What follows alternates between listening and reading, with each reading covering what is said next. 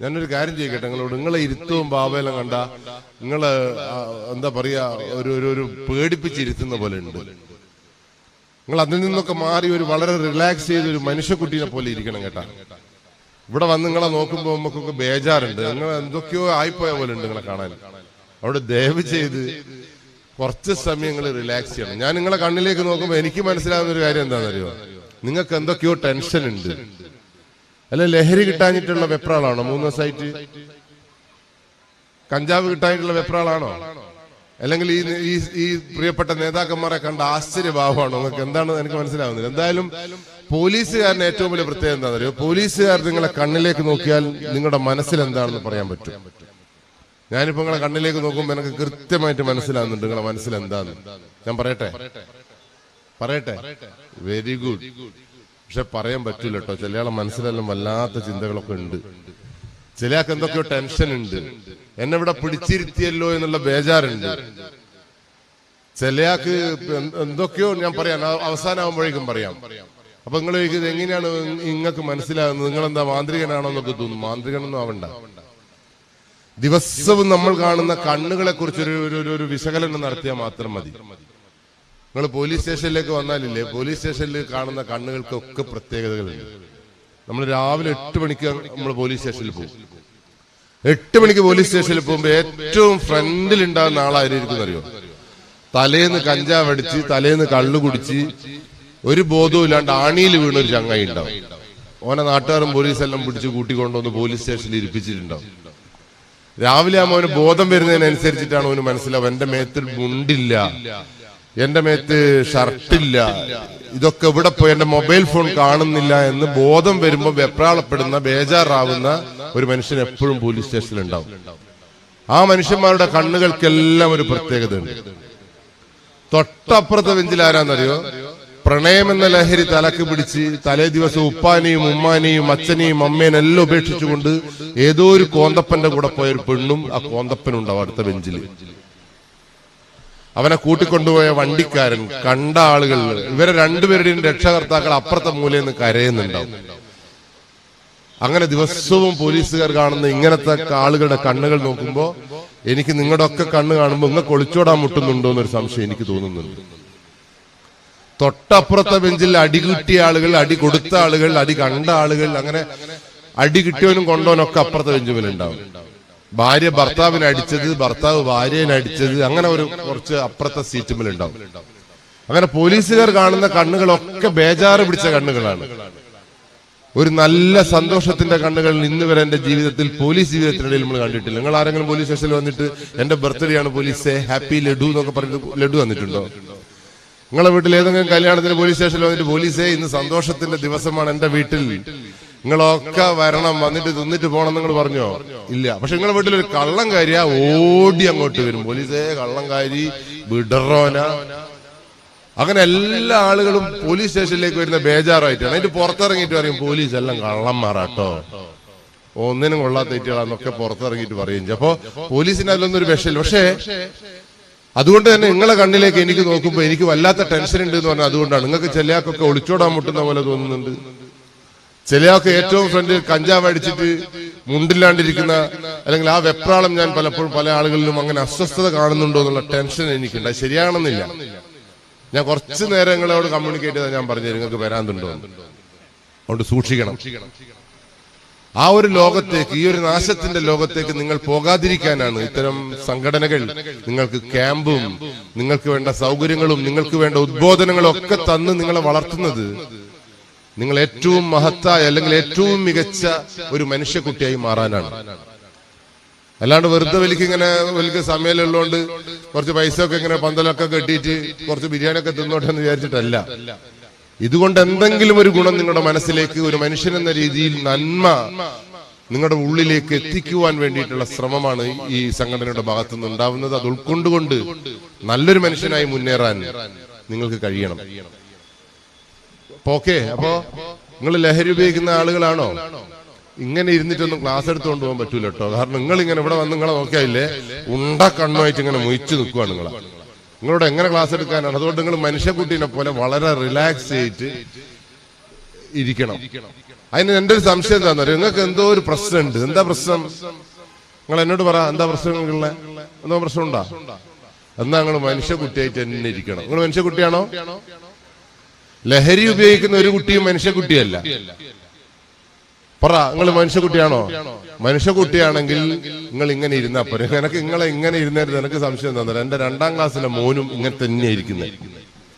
2 കൊല്ലമായി മൊബൈൽ ഫോണിലാണ് പഠിപ്പ്. അതിനുശേഷം 2 കൊല്ലത്തിലിപ്പുറം ഓനെ കാണുമ്പോ ചില ഈ ക്ലാസ്സിൽ ഇരുന്ന ആളെ പോലെ തന്നെ ഉണ്ട്. ഓൻ എന്താണെന്നറിയോ, ഒരു മൊബൈൽ ഫോൺ, എപ്പോഴും ഒരു കയ്യിൽ ഫോൺ ഉണ്ടാവും, ഒരു കയ്യിൽ പഴംപൊരി അങ്ങനത്തെ എന്തെങ്കിലും ഉണ്ടാവും, ഒരു കാല് ചുമരുമ്മല്, ഒരു കാല് വേറെ റേഡിയോ. ഓന് ഇരിക്കാനൊന്നും സ്ഥലം പോരാ. അങ്ങനെ കഴിഞ്ഞ ജൂൺ 1-ാം തീയതി ടീച്ചർ പറഞ്ഞു, എടോ പോലീസേ, നിങ്ങളെ സ്കൂളൊക്കെ തുറക്കുന്നുണ്ട്, 2 കൊല്ലമായല്ലോ സ്കൂളൊന്നും തുറക്കാത്തത്, ഇപ്പൊ തുറക്കുന്നുണ്ട് ജൂൺ 1-ാം തീയതി. ഞാൻ പറഞ്ഞു, ടീച്ചറെ സ്കൂൾ തുറക്കുമ്പോൾ അവിടെ ബെഞ്ചും ഡെസ്കും തന്നെയാണോ ഉള്ളതെന്ന് ചോദിച്ചു. ടീച്ചർ ചോദിച്ചു, പിന്നെ ബെഞ്ചും ഡെസ്കും അല്ലാണ്ട് പിന്നെ എന്താണ്? സ്കൂൾ ബെഞ്ചും ഡെസ്കും അല്ലാണ്. ഞാൻ പറഞ്ഞു, എന്റെ മോന് ബെഞ്ചും ഡെസ്കും ഒന്നും പോരാ, ഓൻ എന്തെല്ലോ ആയിപ്പോയി, ഓന്റെ കാല് ഇങ്ങനെയാണ്, ഓന്റെ നടു ഇങ്ങനെയാണ്, ഒരു സ്കൂട്ടർ സ്റ്റാൻഡ് വെച്ച പോലെയാണ് ഓൻ ഇരിക്കുന്നത്. അപ്പൊ ടീച്ചർ പറഞ്ഞു, എന്റെ 2 പിള്ളേരും അങ്ങനെ തന്നെയാണ്, അതങ്ങ് ശരിയാവെന്ന് പറഞ്ഞു. അപ്പോഴാണ് എനിക്കൊരു സമാധാനം. പക്ഷെ എനിക്കിവിടെ വന്നപ്പോ സമാധാനക്കേടാണ്. നിങ്ങൾക്കും നട്ടല് നിവർത്തി ഇരിക്കാൻ പറ്റുന്നില്ല, എല്ലാവരും സ്കൂട്ടർ. അപ്പൊ നിങ്ങൾക്ക് നന്നാവാനൊക്കെ ആഗ്രഹമുണ്ട്. ഇപ്പൊ ഞാൻ നട്ടല് നിവർത്തിയിരിക്കണം എന്ന് പറഞ്ഞപ്പോ ആരും കാണാണ്ട് എല്ലാവരും നട്ടല് നിവർത്താൻ ശ്രമിച്ചു. ഈ ശ്രമമാണ് നിങ്ങളുടെ ഭാഗത്തു നിന്ന് ഉണ്ടാവേണ്ടത്. നിങ്ങളുടെ തെറ്റുകൾ ചൂണ്ടിക്കാണിക്കുമ്പോ ആ തെറ്റ് തിരുത്തി നല്ല മനുഷ്യനാവാൻ നിങ്ങൾക്ക് കഴിയണം. എല്ലാവരും ഒന്നും കൂടി നട്ടല് നിവർത്തിയിരിക്കും. യെസ്. ഇനി ഇപ്പൊ നിങ്ങളൊരു ഫോട്ടോ എടുത്തായില്ലേ, അതൊരു തങ്കപ്പെട്ട ഫോട്ടോ ആയിരിക്കും. ഇനി നിങ്ങൾ എല്ലാവരും എന്റെ കണ്ണിലേക്കൊന്ന് നോക്ക്. മനുഷ്യന്മാർക്ക് കണ്ണിലേക്ക് നോക്കാൻ പറ്റും. നിങ്ങൾക്ക് നോക്കാൻ പറ്റുന്നുണ്ടോ? ലഹരിക്കടിമപ്പെട്ട ആളുകളെ മനസ്സിലാക്കാൻ ഏറ്റവും നല്ല മാർഗം, നിങ്ങളുടെ ബാപ്പ മദ്യപിക്കുന്നുണ്ടോ, നിങ്ങളുടെ ബാപ്പ MDMA ഉപയോഗിക്കുന്നുണ്ടോ, നിങ്ങളുടെ ഉമ്മ ഉപയോഗിക്കുന്നുണ്ടോ, ഇതെല്ലാം മനസ്സിലാക്കാൻ ഏറ്റവും നല്ല മാർഗം ഇത് തന്നെയാണ്. കണ്ണിലേക്ക് നോക്കുക. ഇത് കള്ളന്മാർക്കൊന്നും കണ്ണിലേക്ക് നോക്കാൻ പറ്റൂല. നിങ്ങൾ കള്ളന്മാരാണോ? ആണോ? അല്ല. എന്നാ എന്റെ കണ്ണിലേക്ക് നോക്ക്. Very good. എല്ലാവർക്കും നോക്കാൻ പറ്റുന്നുണ്ട്. ഇനി ഒന്ന് പൊട്ടിച്ചിരിക്കി. നല്ല ചിരിയാട്ടോ. മനുഷ്യന്മാർക്ക് മാത്രമേ ഈ ലോകത്ത് ചിരിക്കാൻ കഴിയൂ. മനുഷ്യന്മാരല്ലാത്തവർക്ക് ചിരിക്കാൻ പറ്റൂല. നിങ്ങൾക്ക് ചിരിക്കാൻ പറ്റുന്നുണ്ടോ? ഉണ്ടോ? എന്നാ എന്റെ കണ്ണിലേക്ക് നോക്കി ഒന്ന് ചിരിക്കി. നല്ല ചിരിയാണ്. എനിക്ക് ഒരു കാര്യം സ്വകാര്യം പറയട്ടെ, നിങ്ങൾക്ക് എന്തെല്ലോ പറ്റിയെന്ന് ഞാൻ പറഞ്ഞ ഉള്ളു തന്നെയാണ്. കാരണം നിങ്ങൾക്ക് ചിരിക്കാൻ പറ്റുന്നില്ല. അതുകൊണ്ട് എന്ത് ചെയ്യണമെന്നറിയോ, ഇന്നു മുതൽ നിങ്ങൾ ചിരിക്കാൻ ശ്രമിക്കണം. നിങ്ങളൊരു സംഘടനയുടെ പ്രതിനിധികളായിരിക്കുമ്പോൾ, സംഘടനയുടെ നേതാക്കളായി മാറുമ്പോൾ നിങ്ങൾ ആദ്യം ചെയ്യേണ്ടത് എന്താണെന്നറിയോ, എല്ലാവരോടും ചിരിക്കുന്ന മനുഷ്യനായിട്ട് മാറണം. നിങ്ങൾ നേതാവാകുമ്പോൾ ആരോടും ചിരിക്കാണ്ട് കൊട്ട മുഖമായിട്ട് പോയാലേ ഒരു നേതാവാൻ നിങ്ങൾക്ക് കഴിയില്ല. നിങ്ങൾ നല്ലൊരു ബാപ്പയാവണമെങ്കിൽ നിങ്ങൾക്ക് എല്ലാവരോടും ചിരിക്കാൻ, മക്കളോടും ഭാര്യയോടും ഒക്കെ ചിരിക്കാൻ പറ്റണം. നല്ലൊരു മകനാണെന്ന് പറയണമെങ്കിൽ നിങ്ങൾക്ക് എല്ലാവരോടും ചിരിക്കാൻ കഴിയണം. അതുകൊണ്ടാണ് ഫോട്ടോ എടുക്കുമ്പോൾ ചിരിക്കി എന്ന് പറയുന്നത്. ഫോട്ടോ എടുക്കുമ്പോൾ ആരെങ്കിലും പറയോ കൊട്ട പോലെയാക്കി എന്ന് പറഞ്ഞിട്ടുണ്ടോ? എന്തുകൊണ്ടാണ് ചിരിക്കാൻ പറയുന്നത്? മനുഷ്യന്റെ ഏറ്റവും ലക്ഷണമെത്ത മുഖം ചിരിക്കുന്ന മുഖമാണ്. ആ ചിരിക്കുന്ന മുഖത്ത് ഒരു തകരാറുണ്ടാവാൻ പാടില്ല. അതുകൊണ്ട് ലഹരിയുടെ ലോകത്തേക്ക് എത്തുന്ന മനുഷ്യക്കുട്ടിയെ മനസ്സിലാക്കണമെങ്കിൽ അവരുടെ മുഖത്ത് ചിരി ഉണ്ടാവില്ല. ലഹരിയെ കുറിച്ച് നമുക്ക് പറയാം, ഏറ്റവും ഭീകരമായിട്ട് നടക്കുന്ന ഈ കാക്കുനി പോലും ഉണ്ട് ലഹരി, ഇല്ലാന്നൊന്നും പറയണ്ട. പക്ഷെ അതിനെതിരെ പോരാടേണ്ടത്, എല്ലാ കാലത്തും ലഹരി ഈ ലോകത്തുണ്ട്. ഞാൻ പഠിക്കുന്ന സമയത്തും കഞ്ചാവും സിഗരറ്റും ഒക്കെ നാട്ടിലുണ്ട്, മദ്യമുണ്ട്. പക്ഷെ നമ്മളൊന്നും ആ ലോകത്തേക്ക് പോകാതിരുന്നത് കൃത്യമായ ഗൈഡൻസ് ഉണ്ടായിരുന്നു. നല്ല നട്ടലുള്ളൊരു അച്ഛനുണ്ടായിരുന്നു, നല്ല കാലിബറുള്ള നല്ല ശക്തിയുള്ള ഒരു അധ്യാപകൻ ഉണ്ടായിരുന്നു. സൂഫി മാഷൊക്കെ കാണുമ്പോൾ തന്നെ നമുക്ക് ബേജാറാവുമായിരുന്നു. സിഗരറ്റും വലിക്കണ്ട, ഒന്നും വലിക്കണ്ട എന്ന് തോന്നുമായിരുന്നു. അങ്ങനെയുള്ള അധ്യാപകൻ ഉണ്ടായിരുന്നു. പുറത്ത് നല്ല നമ്മളെ നിരീക്ഷിക്കാൻ നല്ല നല്ല നേതാക്കളും സമൂഹത്തിൽ ഉന്നതന്മാരും ഉണ്ടായിരുന്നു. അവരെ മുമ്പിൽ മോശക്കാരനാവാൻ നമുക്ക് ഇഷ്ടമില്ലായിരുന്നു. അന്ന് നിയമമനുസരിക്കുന്ന ഒരു മനുഷ്യക്കൂട്ടം ഇവിടെ ഉണ്ടായിരുന്നു. അപ്പൊ ഇന്ന് ഞാൻ കണ്ടെടുത്തോളം കാലം നിങ്ങളൊന്നല്ല കുഴപ്പക്കാർ. നിങ്ങൾക്ക് നിയമങ്ങൾ അനുസരിക്കാൻ, നാട്ടിലുള്ള നിയമങ്ങൾ അനുസരിക്കാൻ നിങ്ങൾക്ക് മനസ്സില്ല. അതാണ് വിഷയം. ഈ സംഘടനയെ സംബന്ധിച്ചിടത്തോളം സംഘടന ഏറ്റവും മനോഹരമായി മുന്നോട്ട് പോകുന്നത് സംഘടനയ്ക്ക് കൃത്യമായ ഒരു നിയമാവലിയുണ്ട്. ആ നിയമത്തിനനുസരിച്ചിട്ടാണ് ഈ സംഘടന മുന്നോട്ട് പോകുന്നത്. ആ നിയമത്തിന് എന്തെങ്കിലും പാളിച്ച ഉണ്ടായിട്ടുണ്ട് എങ്കിൽ സംഘടന പൊട്ടിപ്പോകും. നിങ്ങളുടെ വീട് മുന്നോട്ട് നല്ല മനോഹരമായി പോകുന്നുണ്ട് എങ്കിൽ ആ വീട്ടിൽ ഒരു നിയമാവലി ഉണ്ടാവും, ഒരു രക്ഷാകർത്താവ് ഉണ്ടാവും, ഒരു നായകൻ ഉണ്ടാവും ആ വീട്ടിൽ. ആ നായകന്റെ പേര് ബാപ്പാന്നോ ഉപ്പാപ്പ എന്നൊക്കെ ആയിരിക്കും. നല്ലൊരു ബാപ്പയും നല്ലൊരു ഉപ്പാപ്പയും ഉണ്ടെങ്കിൽ നിങ്ങൾ നല്ല കുട്ടികളായിട്ട് മാറും. നിങ്ങളെ സ്കൂൾ മുന്നോട്ട് പോകണമെങ്കിൽ സ്കൂളിൽ ഒരു നിയമം ഉണ്ടാവണം. ആ നിയമത്തിന് വിരുദ്ധമായ പ്രവർത്തനങ്ങൾ ഉണ്ടാവുമ്പോൾ സ്കൂൾ പൊട്ടിപ്പോകും. അപ്പൊ നിങ്ങൾ ലഹരിയെ കുറിച്ച് പഠിക്കുന്നതിനേക്കാൾ മുമ്പ് നിങ്ങൾ നിങ്ങളെക്കുറിച്ചും ഈ നാട്ടിലെ നിയമങ്ങളെ കുറിച്ചും പഠിക്കണം. ആ നിയമത്തിനനുസരിച്ചിട്ട് നിങ്ങൾ മുന്നോട്ടേക്ക് ജീവിക്കണം. ഈ നിയമത്തിന് വിരുദ്ധമായ പ്രവർത്തനത്തെ നമ്മൾ പറയുന്ന പേര് കുറ്റം എന്നാണ്. കുറ്റം ചെയ്തവനെ നമ്മൾ വിളിക്കുന്ന പേര് കുറ്റവാളി അഥവാ കള്ളൻ. കള്ളൻ ശിക്ഷിക്കപ്പെടണം എന്നതാണ് പൊതുവായ തത്വം. ഈ വാദത്തോട് നിങ്ങൾ യോജിക്കുന്നുണ്ടോ? Yes or no? ഒന്ന് ഒച്ചത്ത് പറ, ഒന്നും കൂടി ഒച്ചത്ത് പറ. ഭാവിന്റെ നേതാക്കന്മാർ ഒച്ചയായത് ഉയിസ് എന്നുള്ള പോലെ തോന്നുന്നുണ്ട്. ശക്തി വാതുറന്ന് ഫർസാന സന്ധു എന്ന് പറയുന്ന ലോകത്തെ വിശ്വസുന്ദരി പട്ടം കിട്ടിയ ഒരു പെൺകുട്ടി ഉണ്ടായിരുന്നു. 177 രത്നങ്ങൾ പതിച്ച കിരീടമാണ് ആ പെൺകുട്ടിക്ക് കിട്ടിയത്.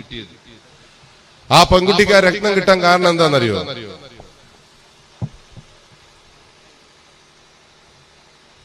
ആ പെൺകുട്ടിക്ക് ആ രത്നം 177 രത്നങ്ങളുള്ള കിരീടം കിട്ടാൻ കാരണം വിശ്വലോക സുന്ദരി പട്ടത്തിന്റെ ജൂറി ആ പെൺകുട്ടിയോട് ഒരു ചോദ്യം ചോദിച്ചു. ആ ചോദ്യം ഇതായിരുന്നു: ലോകത്തിലുള്ള യുവത്വം നേരിടുന്ന ഏറ്റവും വലിയ പ്രശ്നം എന്താണ് സന്ധു? ആ സന്ധു പറഞ്ഞ മറുപടി എന്താണെന്നറിയോ? ലോകത്തെ ഏറ്റവും കൂടുതൽ യുവത്വം നേരിടുന്ന ഏറ്റവും വലിയ പ്രശ്നം ആത്മവിശ്വാസമില്ലായ്മയാണ്. എനിക്ക് സംശയം, നിങ്ങൾക്ക് ആത്മവിശ്വാസം ഇല്ലായ്മ ഉണ്ടോ എന്ന് എനിക്കൊരു സംശയമുണ്ട്. ഇരിക്കുമ്പോൾ ഒരു കോൺഫിഡൻസ് ഇല്ല നിങ്ങൾക്ക്.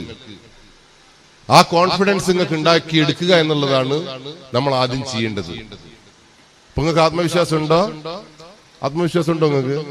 നിങ്ങളെ കുറിച്ച് വലിയ വിശ്വാസം ഉണ്ടോ നിങ്ങൾക്ക്? അതുകൊണ്ട് അങ്ങനെ ആത്മവിശ്വാസമുള്ള ഒരു കുട്ടി ചിരിക്കാൻ പറയുമ്പോൾ ചിരിച്ചിരിക്കണം, സംസാരിക്കാൻ പറയുമ്പോൾ സംസാരിക്കണം, നട്ടെല്ല് നിവർത്തി എല്ലാവരെയും നോക്കാൻ പറ്റണം. അതാണ് ആത്മവിശ്വാസം എന്ന് പറയുന്ന സാധനം. അപ്പൊ അതില്ല എങ്കിൽ നിങ്ങൾ നശിച്ചു. എന്തുണ്ടായിട്ടും കാര്യമില്ല. ആത്മവിശ്വാസം ഉണ്ടാക്കിയെടുക്കാൻ നിങ്ങൾക്ക് കഴിയണം. അങ്ങനെ ആത്മവിശ്വാസമുള്ള ഒരു ബോധമുള്ള ഒരു തലമുറ ഒരിക്കലും ലഹരിക്ക് അടിമപ്പെടില്ല. നിങ്ങൾക്ക് ആ ലഹരി ഉപയോഗിക്കാൻ തുടങ്ങുന്ന അവിടെ തന്നെയാണ്. എനിക്ക് ഷോ ചെയ്യണം, ഷൈൻ ചെയ്യണം, സമൂഹത്തിന്റെ മുമ്പിൽ ഞാൻ ശ്രദ്ധിക്കപ്പെടണമെന്ന ആഗ്രഹമുള്ള മനുഷ്യന്മാരാണ് പഠിക്കാൻ കഴിയാത്ത, അല്ലെങ്കിൽ വേറെ തരത്തിലും ശ്രദ്ധിക്കപ്പെടാൻ കഴിയാത്ത ആളുകളാണ് ലഹരിയുടെ ലോകത്ത് പോകുന്നതെന്ന് മനസ്സിലായിക്കോളി നിങ്ങൾ. അതുകൊണ്ട് നിങ്ങൾ പഠിക്കണമെന്നും ഞാൻ പറയുന്നില്ല. പഠിക്കലും മാത്രമൊന്നല്ല വലിയ കാര്യം. A+ കിട്ടിയോണ്ട് വലിയ മനുഷ്യന്മാരാകുമൊന്നുമില്ല. ഏതൊരാളും ശ്രദ്ധിക്കപ്പെടുന്ന രീതിയിൽ വ്യക്തിത്വത്തെ വികസിപ്പിക്കാൻ നിങ്ങൾക്ക് കഴിഞ്ഞിട്ടുണ്ട് എങ്കിൽ അതിന് ഏത് തരത്തിലുള്ള മാർഗവും നിങ്ങൾക്ക് സ്വീകരിക്കാം. പാട്ടുപാടാം, നല്ലോണം എഴുതാം, നല്ലോണം വായിക്കാം, പൊതുപ്രവർത്തനങ്ങളിൽ ഏർപ്പെടാം. അങ്ങനെ പൊതുപ്രവർത്തനത്തിൽ ഏർപ്പെടുന്ന ഒരു മനുഷ്യന്മാരും ആത്മാർത്ഥമായി പൊതുപ്രവർത്തനം നടത്തി ഒരു മനുഷ്യന്മാരും ലഹരിക്ക് അടിമപ്പെട്ട ചരിത്രമില്ല. ആളുകൾ അവരെ ശ്രദ്ധിക്കാൻ, അല്ലെങ്കിൽ ആളുകൾക്ക് രക്ഷകരായി തോന്നുന്ന രീതിയിൽ നായകന്മാരായിട്ട് മാറാൻ നിങ്ങൾക്ക് പറ്റണം. അതുകൊണ്ടാണ് നേരത്തെ പറഞ്ഞത്, നിങ്ങൾ സ്കൂളിൽ പഠിച്ചു എന്നതിന് എന്തെങ്കിലും ഒരു തെളിവ് വേണം. നിങ്ങൾ അവിടെ ഒരു മരമെങ്കിലും നട്ടിരിക്കണം. എന്നിട്ട് കുറെ കാലം കഴിഞ്ഞിട്ട് സ്കൂളിൽ പോകുമ്പോൾ ഇത് എന്റെ മരമാണ് എന്ന് നിങ്ങളെ മക്കളെ കൊണ്ടൊന്ന് കാണിച്ചു കൊടുക്കാൻ പറ്റണം. ആ ലൈബ്രറിയിൽ 2 പുസ്തകം കൊടുക്കണം. എന്നിട്ട് നിങ്ങളെ മക്കളെയും പിടിച്ച് കൂട്ടിക്കൊണ്ടുപോയിട്ട് ഇത് ഞാൻ കൊടുത്ത പുസ്തകമാണെന്ന് പറയാൻ കഴിയുന്ന രീതിയിൽ നിങ്ങൾക്ക് എന്തെങ്കിലും ഒരു കാര്യം നിങ്ങൾക്ക് ചെയ്യാൻ പറ്റണം. ഓക്കെ? അപ്പൊ എന്തായാലും നിങ്ങൾക്ക് വീണ്ടും വീണ്ടും ഉപയോഗിക്കാൻ തോന്നുന്ന വസ്തുവിനെയാണ് നമ്മൾ ലഹരി എന്ന് പറയുക. അത് എന്തൊക്കെയാണ് ആ സാധനം എന്നൊന്ന് പറയാൻ പറ്റുമോ? നിങ്ങൾക്ക് വീണ്ടും വീണ്ടും ഉപയോഗിക്കാൻ തോന്നുന്ന സാധനം ഒന്ന് പറ. Yes, phone. Very good.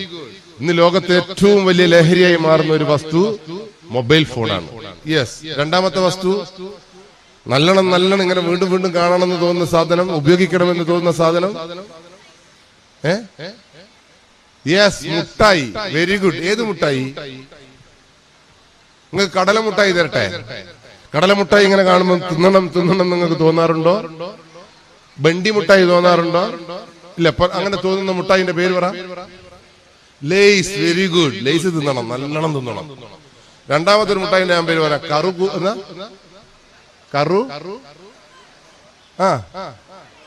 കുറുകുറു. Yes, very good. തങ്കപ്പെട്ട കുട്ടികൾ തന്നെ കേട്ടോ നിങ്ങള്. നിങ്ങൾക്ക് തീരെ ലഹരിയില്ലാന്ന് എനിക്ക് മനസ്സിലായി. ഓറിയോൺ എന്ന് പറഞ്ഞൊരു ബിസ്ക്കറ്റ് ഉണ്ടോ? അതിങ്ങനെ തിന്നണമെന്ന് തോന്നാറുണ്ടോ? എന്നാ മേരി ബിസ്ക്കറ്റ് തിന്നാൻ തോന്നാറുണ്ടോ നിങ്ങൾക്ക്? ഒരു പട്ടത്തിലുള്ള ഇല്ല.